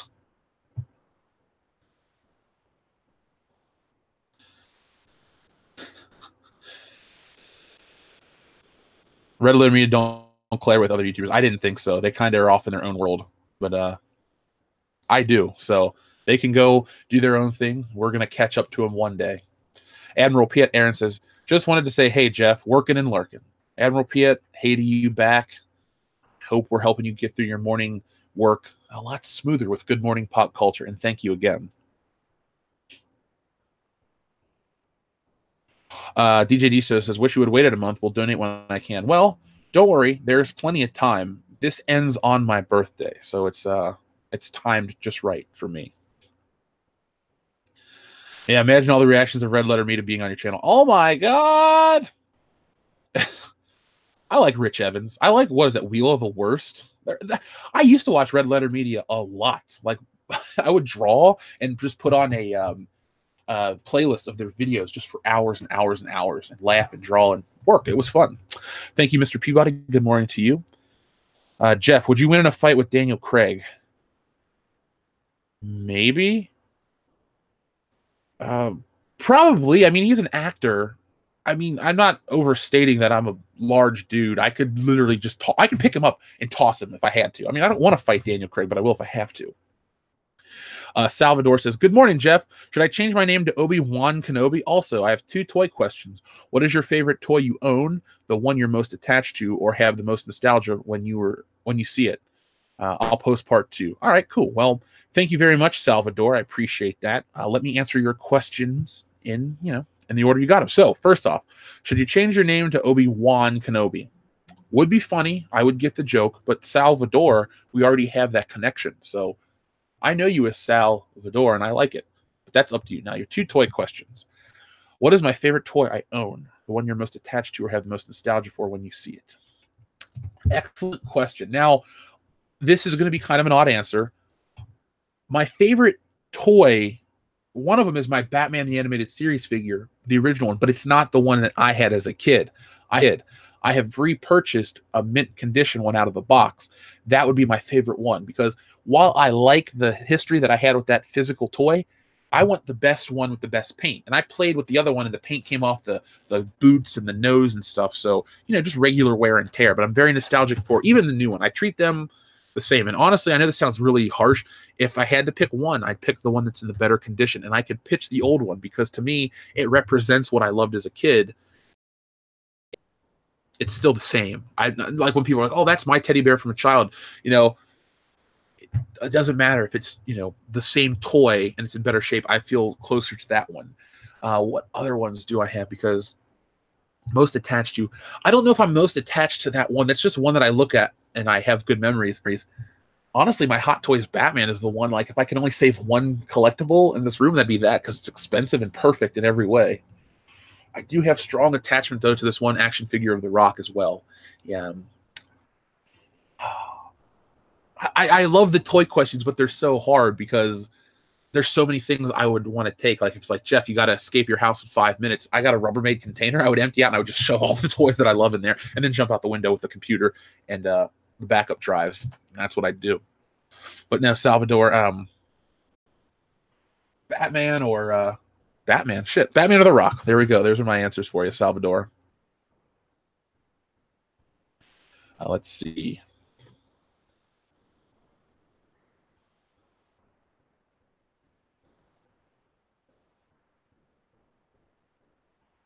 Let's see. I have an internet crush on both. Oh, I don't know who you're talking about. Let's see. Good morning, people. Hope everyone is well. Yes, yes, yes. The real favorite toy, his real favorite toy is Stretch Armstrong, even though his arms kind of broke.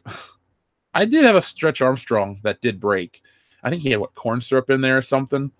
I don't know exactly what Stretch Armstrong was made out of, but I had one. Well, if you can't collaborate with Red Letter Media, you should see about collaborating with ER. Yeah, I talked to Mahler about that. He just said ER is bad at getting back to social media and stuff, but maybe. All you guys got to do is let me know how to do that.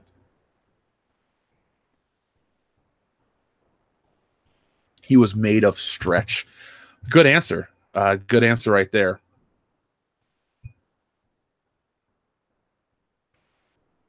ER does his own thing too, doesn't collaborate at all. That's fine. I just do what you guys request. You guys wanted Mahler and the Dishonored Wolf. You got Mahler and the Dishonored Wolf here on the channel. So that's how I operate here. WCB needs to be so big it replaces whatstrending.com. I'm fine with that. We can be your one-stop source for all things on the internet. I do a live stream with Yang Ye. I don't know who Yang Ye is, but I'm open to that. Like I said, guys, whatever you want, I will. I'll check it out. So let's see. Stealing Still is doing well. Let me see if there's wait, did something just pop up? Collab with James Rolfe and the Cinemassacre would be awesome. I like James Rolfe and Mike Matei. That would be kind of fun. I feel like that one's a little more of a possibility if I was in the area, because I've seen him collaborate with like people that you've never heard of, and they just talk about like the Halloween franchise or this or that. So I would love to get, you know, Nick and the guys together, and we could get a film crew set up, and we could hang out with the Angry Video Game Nerd and ask him questions and do YouTube stuff. It'd be cool if you got Alexander Felipe, who directed People versus George Lucas, to talk about The Last Jedi. That would be cool. AVN and a Bullshitters crossover. Yeah, dude. Could you imagine we start the podcast, you know, welcome to World Class Bullshitters, all this shit. And then with us tonight is the Angry Video Game Nerd. You know, he's going to take you back to the past to play the shitty games that suck ass. People would be going nuts. People would be going nuts if that happened. Mahler said everything there is to say about The Last Jedi. Plinkett is trying to pick up the scraps. I mean, I said I haven't really done so much with Red Letter Media, so I don't even know what they're doing anymore.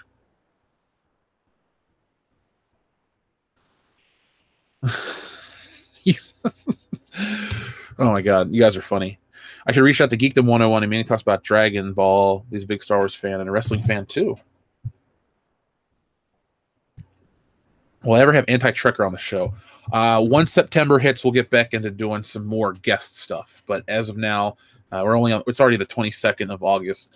And with the Stealing Solo and all that stuff, I haven't really thought about much guests. But I've really been focused on Horror Hound, the show. Would you like me to work on a Stealing Solo orchestral TV theme for the comic, Jeff? Hey, what the hell? I appreciate, you know, all that stuff, and I appreciate the enthusiasm that this community is showing. I mean, seriously, this is incredible. Sith Kryptonian, thank you very much. Jeff, if I make a full-pledged pitch video explaining my Bond idea, would you be down to check it out and even plug it on the channel? If so, where do I send it? Yes, I would definitely be interested, Sith Kryptonian. What you got to do is you got to make it, put it on YouTube, and then you have to email me the link to worldclassbs@mail.com. Because there I can check it out, and it'll be archived, and it won't be lost on Facebook. Because our Facebook group, by the way, if you haven't joined our Facebook group, you kind of need to, because it's really fun. But a lot of stuff goes down there. So it's one of those blink and you miss it moments at times if you guys share stuff on Facebook. So email is always the best place to do it. Salvador says, what is the one toy you always wanted as a kid but can never find, but you finally got it as an adult? Mine was the SSJ Broly from DBZ's 90 run. I'm more of a Star Wars / X-Men fan, but the sense of completion is the best feeling. Ooh, I like this question. What was the one toy I wanted as a kid but could never find or got it as an adult? You know, Donkey Kong Country, even though that's not technically a toy, I was very lucky. My mom, it was just the two of us, and she worked hard, so she gave me what I wanted. So I was a spoiled kid, and I appreciate that. But video games were always kind of out of her price range. So Donkey Kong Country was something that I desperately wanted as a kid. I used to go to the store and play it at the kiosks. I don't think I ever rented it. My cousin owned it, and I would play it at his house. And then when I was 20 going on 21 that summer working for 7-Up, I went out and I bought a brand new Super Nintendo and a copy of Donkey Kong Country out of one of my first checks at the Tri-County Mall. I know, right? Anyway, I that was it. I'm trying to think though. As a kid, like I said, there weren't really too many toys that I wasn't given. I'll never forget when I was a kid, I had this Spider-Man doll. I know this sounds weird, but I was given it for Christmas, and it had like a rip in the costume. So my mom took it back to Toys R Us and said we'd get a new one, and she never found it again. So I never got my Spider-Man doll. I know that's a weird thing to say, but my mom's boyfriend heard me tell that story once just as a joke. So he went out and bought me a Hot Toys Spider-Man from Spider-Man 3. So I guess that's the best answer I can give you. Maybe I could go back and get some of the old Sideshow James Bond dolls. That'd be kind of cool to pick up because I didn't have the money as a kid. You know, $40 back then, while it seems like nothing now, back then that was a big chunk of change for, you know, a high schooler with no job or income, just, you know, saving all that Christmas money and birthday money. See, I'm lucky my birthday and Christmas are within, you know, about 2 months of each other. So if you hold off and you go into the new year with that birthday and Christmas money and shit's on sale, you have a nice chunk of change to spend. So thank you, Salvador. I liked those questions very much. Love talking about toys, as you guys can tell. Maybe down the road, I'll do some more toy-centric videos. Oh, Cesare Japan. Update on Ryan the Boatmaker? I do need to get back with Subversive Jake. I've been so busy right now. But that'll definitely happen. I just got to get back. I want to get everyone that's involved with the Fandom Menace, the, you know, the High Council crew and everybody involved with that. So it's going to take a little time to put it together, but I'm going to message Subversive Jake in September and see if he's still interested in that. I did see that King K. Rool is in the new Smash Brothers game, which I will be buying right away. How old am I now? I'm 29, Republica. I'll be 30 this year, so Stealing Solo ends on my 30th birthday.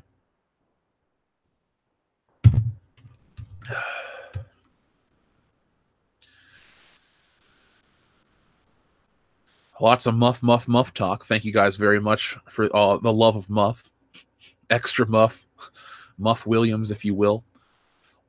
You guys want to have some fun this morning? Now, I don't have some bad comic book art to show you, but I got something that is so much better than bad comic art. So you guys press 1 if you guys want to see the thing I have in store for you right now. I'll wait. I will wait. But I want to know if you guys want to have a good laugh, because I like to have fun here on the mornings, and I think you do too.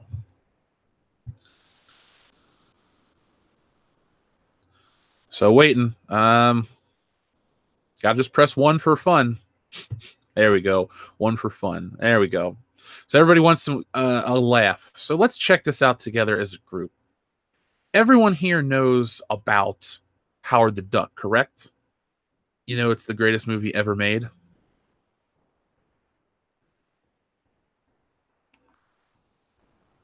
Well, here we go. Pete, 1972. High five, dude. Say Samurai Cop. What does The Last Jedi mean? It means dog shit. Doom. Thank God. We got people that are talking about wrestling and Samurai Cop in the chat. We've officially made it. We found people that like Samurai Cop. All right. So, a ridiculous fan poster inserts Howard the Duck into Tom Cruise's greatest movies. Yeah, you guys are hearing this correctly. And now let's look at this and have a good laugh. So I checked this out right before the show started. It's one of those dangerous internet rabbit holes because you start going down it, and then before you know it, it's like, oh shit, the show starts in 3 minutes. I need to get prepared. So I'll click on these and we'll look at them a little closer. So this comes from Joe Chendango, excuse me. He says, today I replaced Tom Cruise with Howard the Duck in some of his most famous roles. So here's Howard the Duck in Mission Impossible Ghost Protocol with Jeremy Renner, Simon Pegg, Paula Patton, and now Howard the Duck. No plan, no backup, no choice. Here's Rain Man, starring Howard the Duck and Dustin Hoffman. You know what's funny, though, is that Howard the Duck's about the same height as Tom Cruise. Remember that old hashtag we tried to get started? Hashtag things taller than Tom Cruise? Howard the Duck. Hashtag things taller than Tom Cruise. So after Rain Man, we have Howard the Duck, Kelly McGillis, Top Gun. I think Kendo would love this one the most. And it's doing incredibly well on Twitter. It's got 3,000 likes, 1,000 retweets, and 100 comments. So if you guys want to check these out on Twitter, I'm gonna give this one a like right now, and you guys can find that live. Then we got Risky Business. There's a time for playing it safe and a time for risky business. Now this is nightmare fuel right here. This is I don't like this at all. I really don't. This makes me incredibly uncomfortable. Let me know what you guys think. It's just it's off-putting to the nth degree. Let's see what you guys are thinking about these Tom Cruise movie posters starring Howard the Duck.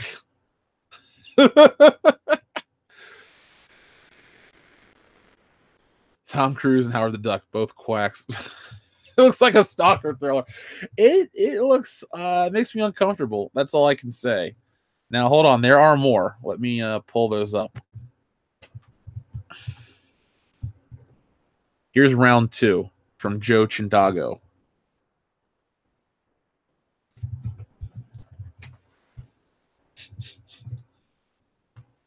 Kill it with a duck shot.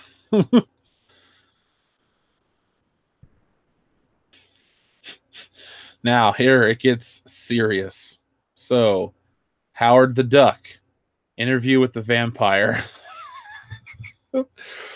Also starring Brad Pitt, Stephen Rea, Antonio Banderas, and Christian Slater. Up next, Collateral. Howard the Duck, Jamie Foxx. That head's so tiny. Howard the Duck, Cocktail. When he pours, he rains.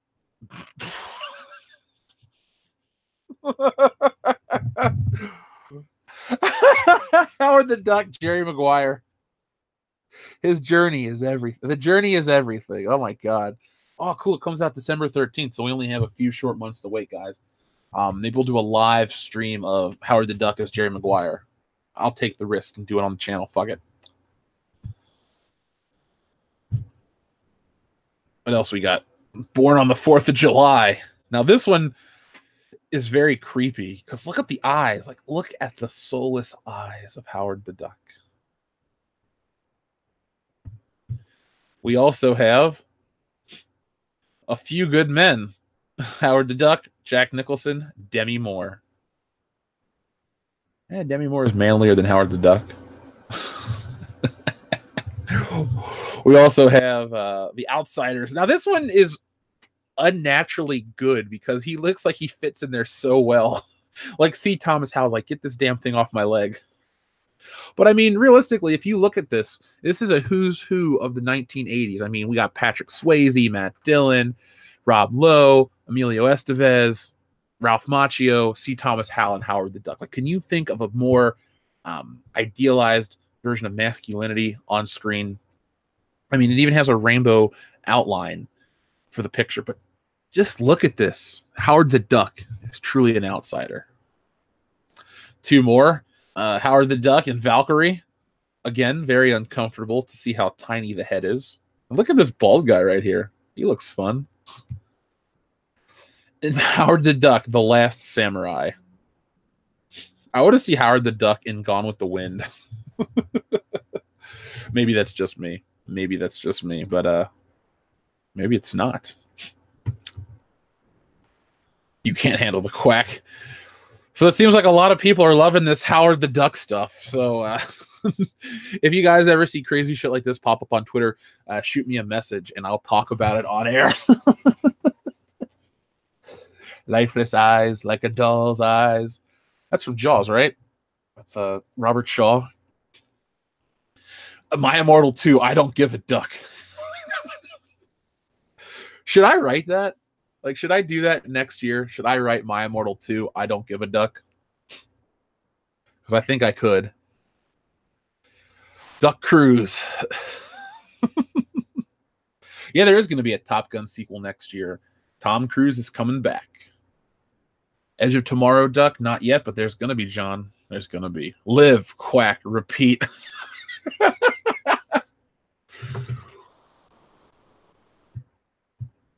I think me and my daughter are the only people that enjoy the Howard the Duck movie. Well, Edge Scarborough, I guarantee you're not alone. I'm sure Channel Dad Brian Leip likes Howard the Duck, the film, somehow.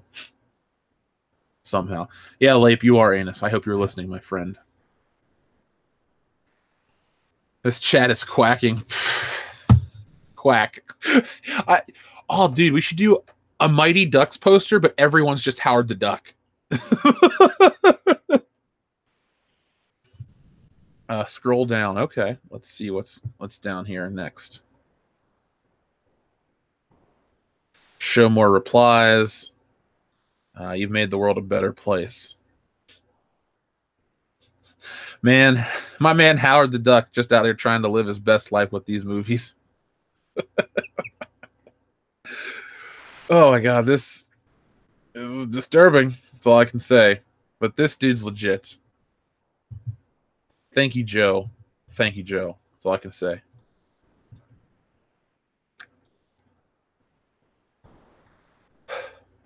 So let's get into the it's 9:30. We can do the Ask Jeff Anything segment of the show. We've had an incredible morning. We've watched Stealing Solo rocket past $6 grand. We've watched the Star Wars Resistance trailer drop even further, and we've watched James Bond hit a new low.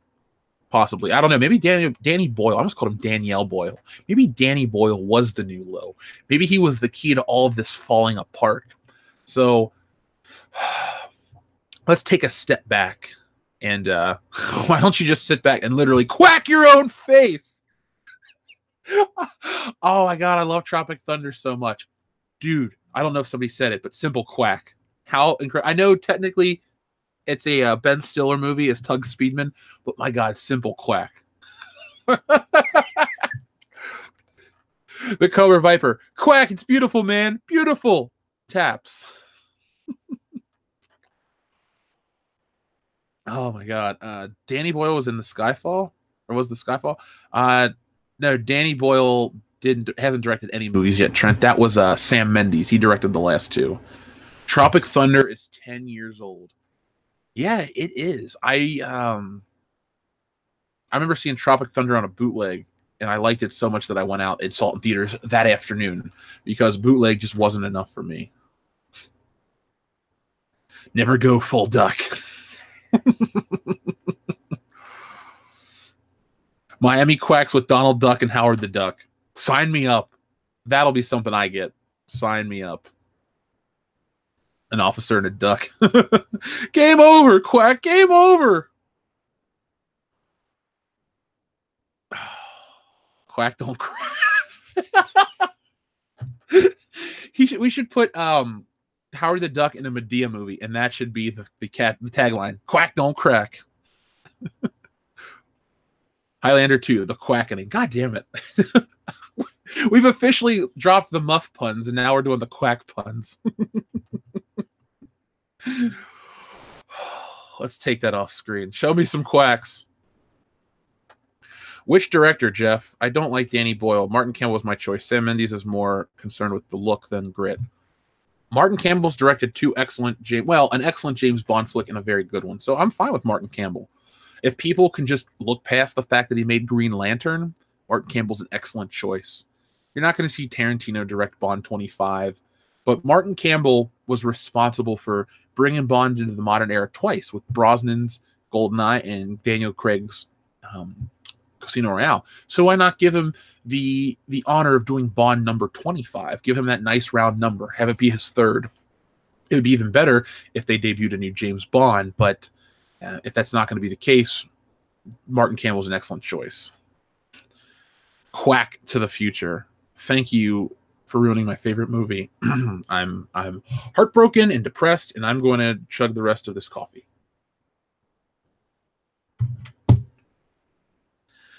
Ducking the muff. No one can hear you quack in space. Reservoir duck. God damn it. Would I ever accept a prostate massage? No. I didn't see no eyes shut duck. Eyes wide shut duck. Howard the Duck in Air Force One. Imagine Risky Business 2 with Tom Cruise released today. What would it be about? He's trying to clean up his wife's life? I don't know. It'd be like Jack Reacher, but better. Well, Jack Reacher 1 was good. Jack Reacher 2 sucked. You talk about a franchise that shit the bed in part 2 and will never recover. Jack Reacher. Now, John Wick 2 blew me away. I thought John Wick 2 is better than John Wick 1. But Jack Reacher, not so much. Jack Reacher would get his ass handed to him by John Wick. David Cook, thank you very much for your super chat. Quack that muff. That sounds dirtier than it actually is. I don't think Starduck would be a bad movie if it was like Duck Dodgers. Duck Dodgers would be an incredible movie. You know, after stealing Solo and other stories we do, maybe Warner Brothers will give me a job making the Duck Dodgers movie. I know everyone would go out and watch that one. Quacksilver. Just imagine the duck walking down a dimly lit hallway with creepy rich mansion with ominous piano music playing. I don't want to, because that's nightmare fuel. That's nightmare fuel. Duck pool. Duck pool would be fun to draw. I think isn't there a duck pool already? Probably. Have I seen Daffy Duck the Wizard? I have not. I like Daffy Duck more than I like Donald Duck. But I haven't watched any. I haven't seen Warner Brothers cartoons in years. And if I've seen that, I probably forgot about it. I'm going to go no right now. The day the quack stood still. 50 Shades of Swan. Sad thing in the books, Jack Reacher is 6'5", not garden jockey size. Well, Comanche Viper, if I ever meet Tom Cruise in person, I'm going to be like, hey, man, Jack Reacher's 6'5" in the book. I'm 6'5" in real life. I feel like I've been lied to. Either I'm 8 feet tall or you're a liar. Raiders of the Lost Duck. I think Warner Brothers could nail it with new cartoons. Yeah, Warner Brothers could.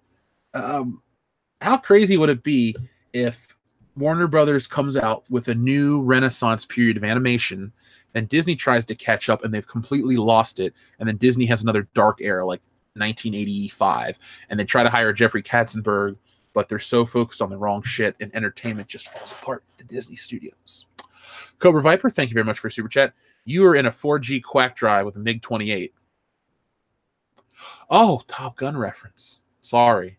I've only seen that movie once. You have to get down on your hands and knees to look Tom Cruise in the face. Hey there, Tom. What's up, buddy? What's up, buddy? I mean, I guess that's the life I have to live right now, guys. You know, I'm just too tall for Tom Cruise. I'm okay with that. I'm completely okay with that. Thor Ragnarok quack.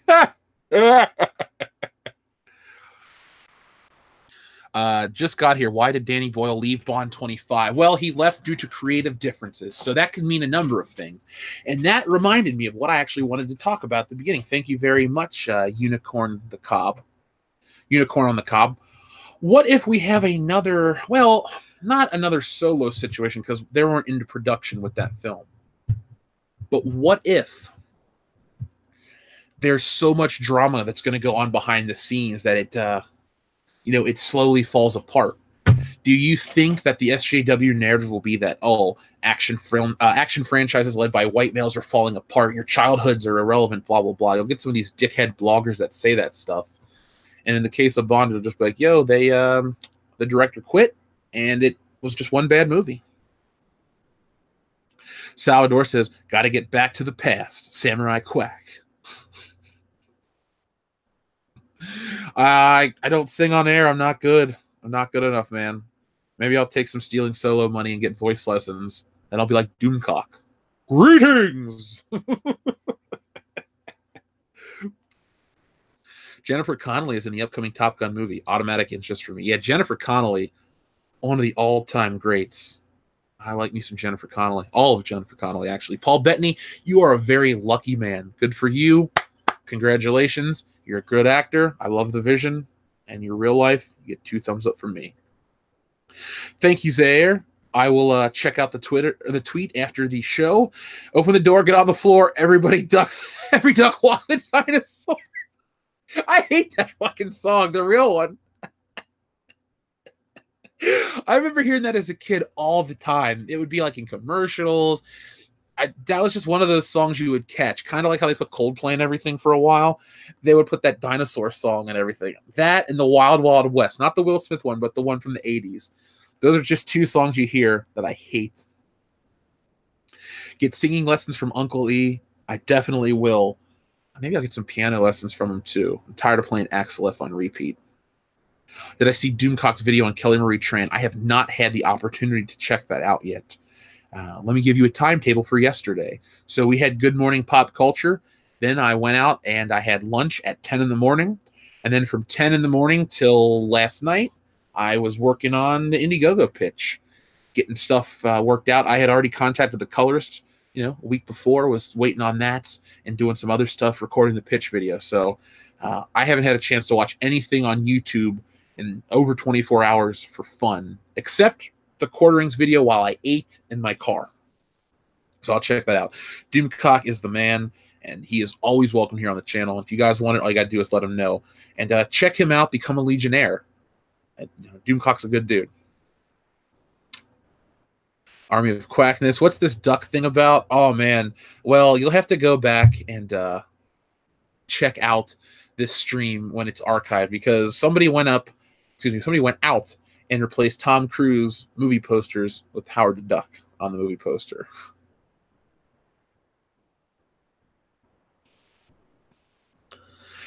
It was a night like this 40 million years ago. I lit a cigarette, picked up a monkey skull on the sun was split to go the sun spitting fire. The sky was blue as ice. I felt a little tired, so I watched Miami Vice. Salvador, thank you very much, my friend. Opinion on pop vinyls. Are they soft opening for newcomers to pop culture with filler for collections, or are they this generation's Beanie Babies? Well, much like Michael from Retro Blasting, I have a very strong opinion on pop vinyl figures. I don't like them. I think they're very generic. They're lifeless, amorphous blobs. They represent pop culture's negative side. It's just a product in a box, and it's just like everything else. All pop vinyls are the same. They have those weird, lifeless, shiny little eyes, and they are so homogenized and boring. Now, they're nice for people that are like, yeah, I love Stranger Things, and I got all the pop vinyls. Well, you're going to be out of those in like a month, because pop vinyls to me are the new Beanie Babies. Anyone that tells you, oh, they're nothing alike, I lived through the Beanie Baby craze. They were dumb. I was watching an episode of Third Rock from the Sun the other day that parodied the Beanie Baby craze. That shit was real. People were going nuts for them. Pop vinyls haven't reached the same level of hype, but there are stores that discount pop vinyls all the time. When Toys R Us closed, all the pop vinyls didn't get bought up right away. They were still there. You go to GameStop and they have this wall of pop vinyl figures, and it's like they were cool for some people. I always thought they were kind of dumb. The only ones I had were given to me as a gift, and you don't really tell your mom, no, Mom, I hate this shit, take it back, because that's just rude. But that's really about it. I think they're the next Beanie Baby craze. I just wonder where all those figures are going to go, because a lot of people don't open these things up. They just sit in a box. So down the road, you're just going to have stacks and stacks of Pop Vinyl figures that are just going to be either melted down for scrap or just not sold in stores. Target's going to be choking to death on those things. I'm happy for Funko making all their money. When everybody wins in business, everybody wins. So good for them. But from a collector's standpoint, they don't belong in my collection. This sounds a little, I don't want to say egotistical, not egotistical, but a little preachy.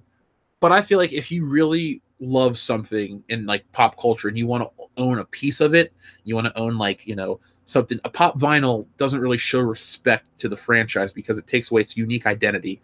A Pop Vinyl is a bad representation of the fandom that you love.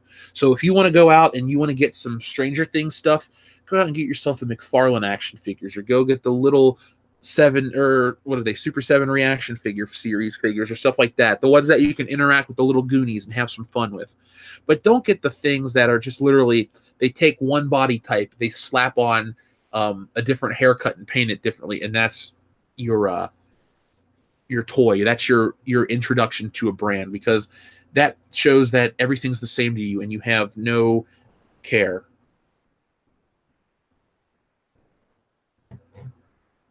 Billy Ritchie, thank you very much, my friend. No pun intended, but some comic shops rely on Pops. When that market pops, those shops are screwed. Yes, they do. And you can, pun intended, I don't care. I like a good pun, but let me talk about that, Billy.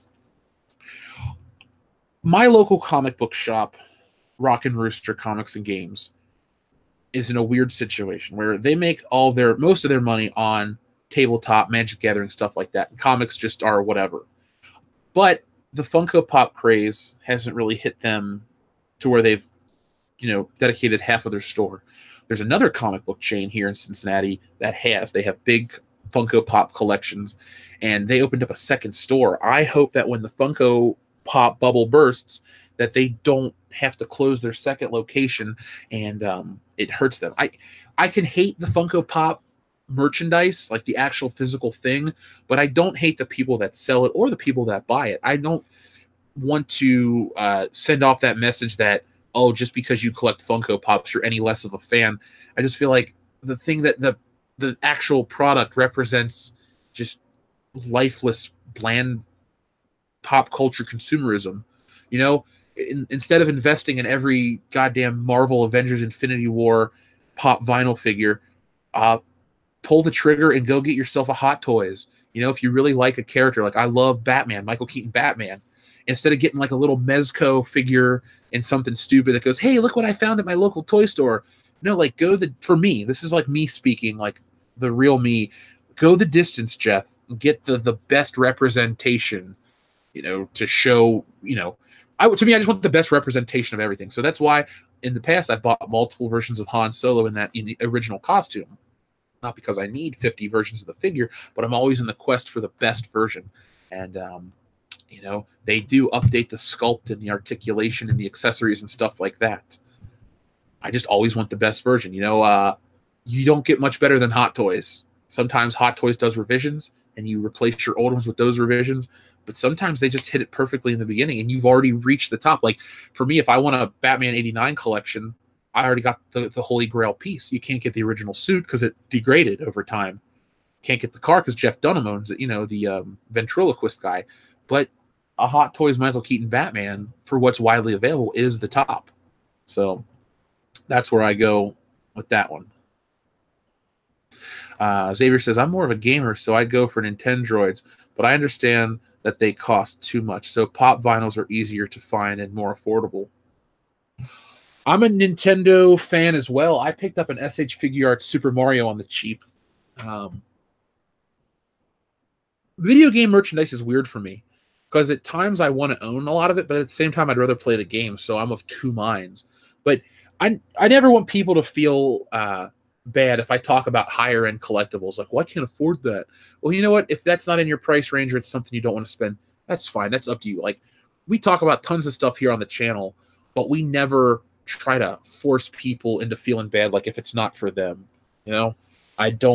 If somebody came to me and said, hey, Jeff, I really enjoyed Spider-Man Homecoming, while I would disagree, I wouldn't, dislike you as a person. I wouldn't try to make you feel less. Quacky with a chance of meatballs.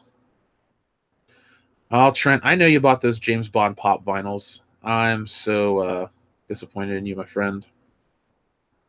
I prefer more expensive detailed action figures. Pop vinyl is not good in my opinion, says Pete. Yeah, I want detailed stuff. And once you hit that mark of like, oh, this is dead. I like the Batman the Animated Series DC collectible figures. They hit the nail on the head with those figures. That's it for me. I don't need any more new interpretations. The Mondo figures aren't worth the money.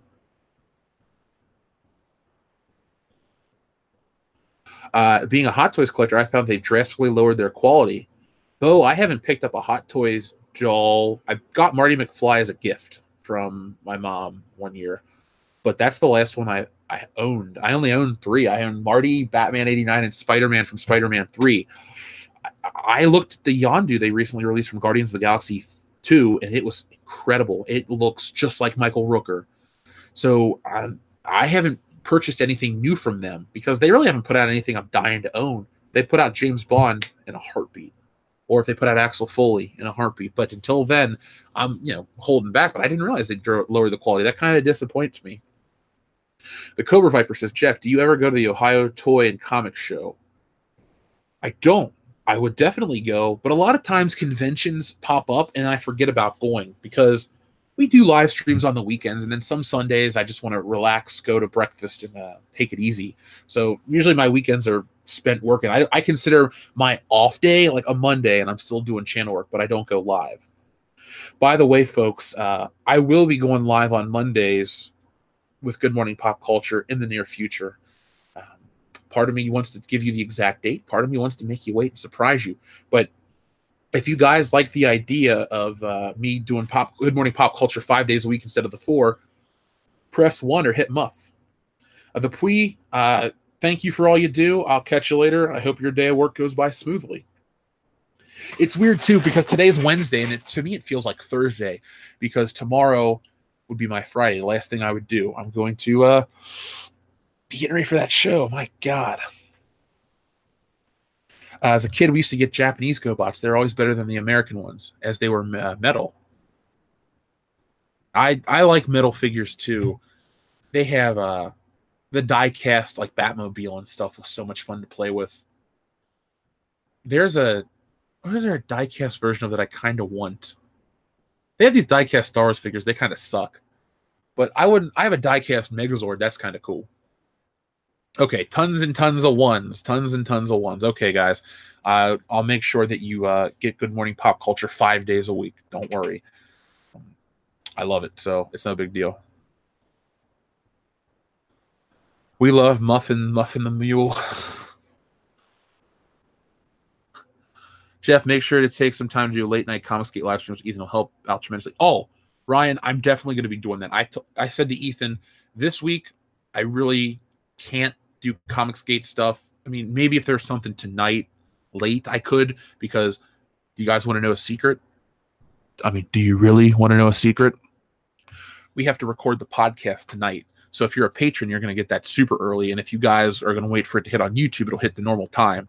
There won't be a live podcast this week because Thursday night I will be getting prepared and packing for the show, and I'm going to make sure I have everything just right. So there won't be a World Class Bullshitters live Thursday. There will be a World Class Bullshitters show for you guys to get involved with, but it won't be live. So I apologize if you guys were looking forward to that on Thursday night. But no, tonight late, we'll be recording the show. But after that, I would definitely be down for some Comicsgate stuff with Ethan if he's doing it. I don't want him to, put out something to make it awkward. Like, oh, I got to do it right now. No, when it comes naturally, I'll be there. Yeah, I'm busy. I'm very busy. Even before Stealing Solo, I was busy. But I have found that being this busy has made me really productive. I feel like I'm doing all the right stuff. I know some people say balance. You got to find the right balance. You got to do this. You got to do that. I found the right balance. This show in the morning, work until 2, going to the gym, coming back, live streaming, working at night. It sounds like a crazy hectic schedule, and it is, but I wouldn't trade it for the world. I have found something in my life that has worked. And you guys have found me, and we have this community that we've built together, and it's a lot of fun. So I'm happy. I'll take on the tasks. I don't really need I get plenty of sleep, and that's all I need to do. And like I said, I've taken better care of myself. I feel better. Everything's great. So yeah, I'm busy. Fuck it. I want to do it. I like this. I am the terror that flaps in the night. I am the $10 service charge on all return checks. I am Mallard the Quack. Was that a Darkwing Duck reference? Because that was a great show. I know people were like, oh, Disney makes shit nowadays. Yeah, not a fan, but like early 90s Disney with Tailspin, Chip and Dale Rescue Rangers, which may have been in the late 80s, but Tailspin, Chip and Dale, Darkwing Duck, Pepper Ann, all kinds of Disney shows in the 90s were excellent. I'll go all day. And if you wanted me to talk about positive stuff from Disney, the old stuff. And it's not because I'm looking back nostalgically. It just, some of that stuff had a lot of good people working on it. Now, these new animated shows and just art in general, it's considered such a low-paying gig that people don't get the right people involved. They don't get passionate people. They don't get talented people. And that's why you get stupid cartoons and crazy shit is the norm. All out of bubblegum. Enjoy yourself and rest up, my friend. Yeah, Pepper Ann was legendary. I miss that show so much. I remember the theme song. I'm not going to sing it because it's just not what I do. But when I was a kid, I was in the second, third grade, one Saturday morning. I used to want to get up on Saturdays to watch that because that was great. Sometimes you'd oversleep and miss most of it. But if you could catch Recess and Pepper Ann, then my whole Saturday was saved. And then usually we'd go out and do something and then rent movies at night. So that was Saturdays for me. DuckTales late 80s was my bag. Yeah, DuckTales, I liked DuckTales. Great theme song, great video game. You know, we don't really praise remakes here on the channel of anything, but the remastered DuckTales video game is awesome. And I, for one, would like to see many classic 2D side-scrollers get a remastered edition like DuckTales, where they brought in the voice cast, new music, all that stuff, but the gameplay was still on point, and it was incredible. I'd say it's better than the original one. You know, some people get angry, but that's what I'll stick with. I'd like to see Mega Man X remade with like a Street Fighter 2 Turbo HD Remix classic graphic style. I'm all about that. And yeah, they can get my money multiple times if they do that, because Mega Man X is one of my favorite games ever.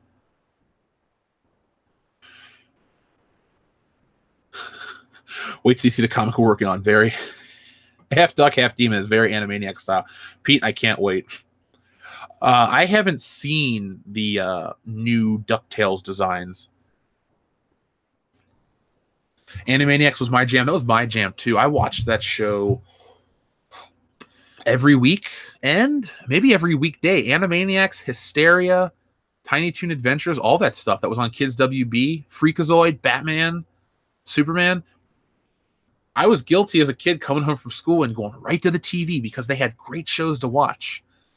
There was nothing I wanted to miss. I had to watch Batman. Even if it was a rerun, I didn't care. Batman was like the kid soap opera. You had to catch up on the stories. What's Bruce Wayne doing this time? Pinky and the Brain was damn awesome too. Jeff, have you seen the episode of Family Guy when Peter creates a TV show about ducks? It's called Handy Quacks. I haven't. I have not seen that episode.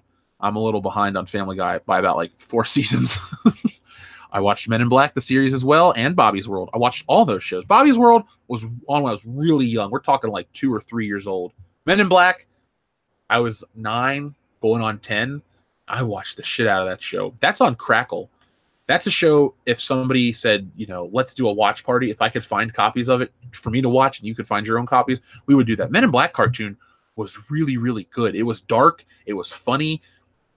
I didn't like it at first that it didn't have the Men in Black theme song as the opening, but then, you know, I got older and appreciated what they tried to do stylistically and the fact that they use it in the end credit sequence.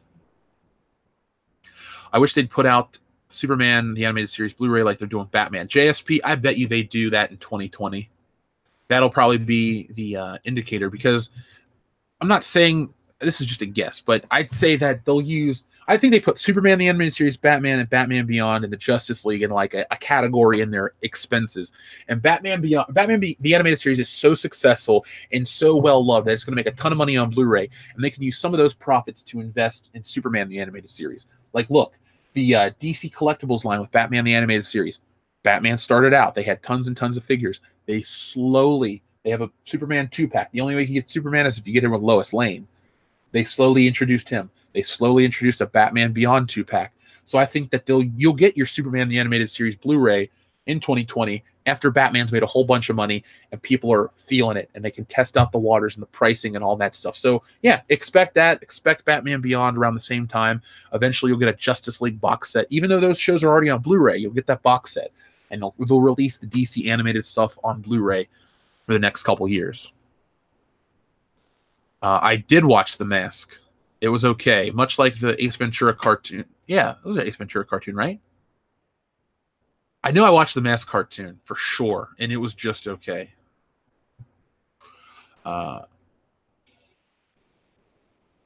see. We're getting close to the end. It's 10 o'clock. Captain and the Game Master. I watched that too. I was so young, though, but that was a show you would catch every once in a while as a little kid, and I loved it because I love Nintendo. And then after I would watch the show, I'd go play our Nintendo. The animated series versus Batman 89? Oh, my God. That's a hard dilemma. I might pick the animated series because there's more of it. But I love Batman 89, too. That's not fair. That's not fair. They made a Mask cartoon with Cher? What? All right, Amy. I got what you meant. Thank you. All right, folks. Well, let's see. We are at the 10 o'clock hour, which means we're nearing the end of Good Morning Pop Culture. Let's see what Stealing Solo's at right now. I mean, this is, God, it's like the 13th hour, and we're already at 61.79. So thank you to all 144 backers. It just started, so this is incredible. So, folks, this has been Good Morning Pop Culture for August the 22nd, 2018. I had a fantastic time this morning. I'd like to thank everyone who has taken part in the show. We've done so much good on Good Morning Pop Culture. I've had an incredible time. I'm going to drink myself some coffee, get some food, and get working on the convention. So if you guys are going to Horror Hound, and I know some of you are, make sure that you tell me, and I will bring you your shirt or your poster or whatever, and it'll be a fun time. Now, I'll be back tomorrow with Good Morning Pop Culture, and that'll be my last live stream like this until we're at the convention. I may be feeling good. I may do Good Morning Pop Culture from the car on Friday morning. You never know. But it'll be a little later than usual. So make sure that you guys are, subscribed and have your little bell notifications turned on for all that. I will have a fun time at the convention. Thank you, Pete. Make sure that you guys check out Stealing Solo. Like I said, the link is in the description of this video. I shared it right here in the chat, so you guys can check that out. It's just the beginning for world-class bullshitters in our comics. We're going straight to the top, and it's going to be a lot of fun. So thank you. Thank you to everybody, and make sure you go back and check out the High Council and all the stuff that we do here on World-Class Bullshitters. So I'll be back later. I will have a great day. May the Indiegogo be with you. Thank you very much, Darth Platypus. And I'll catch you guys tomorrow.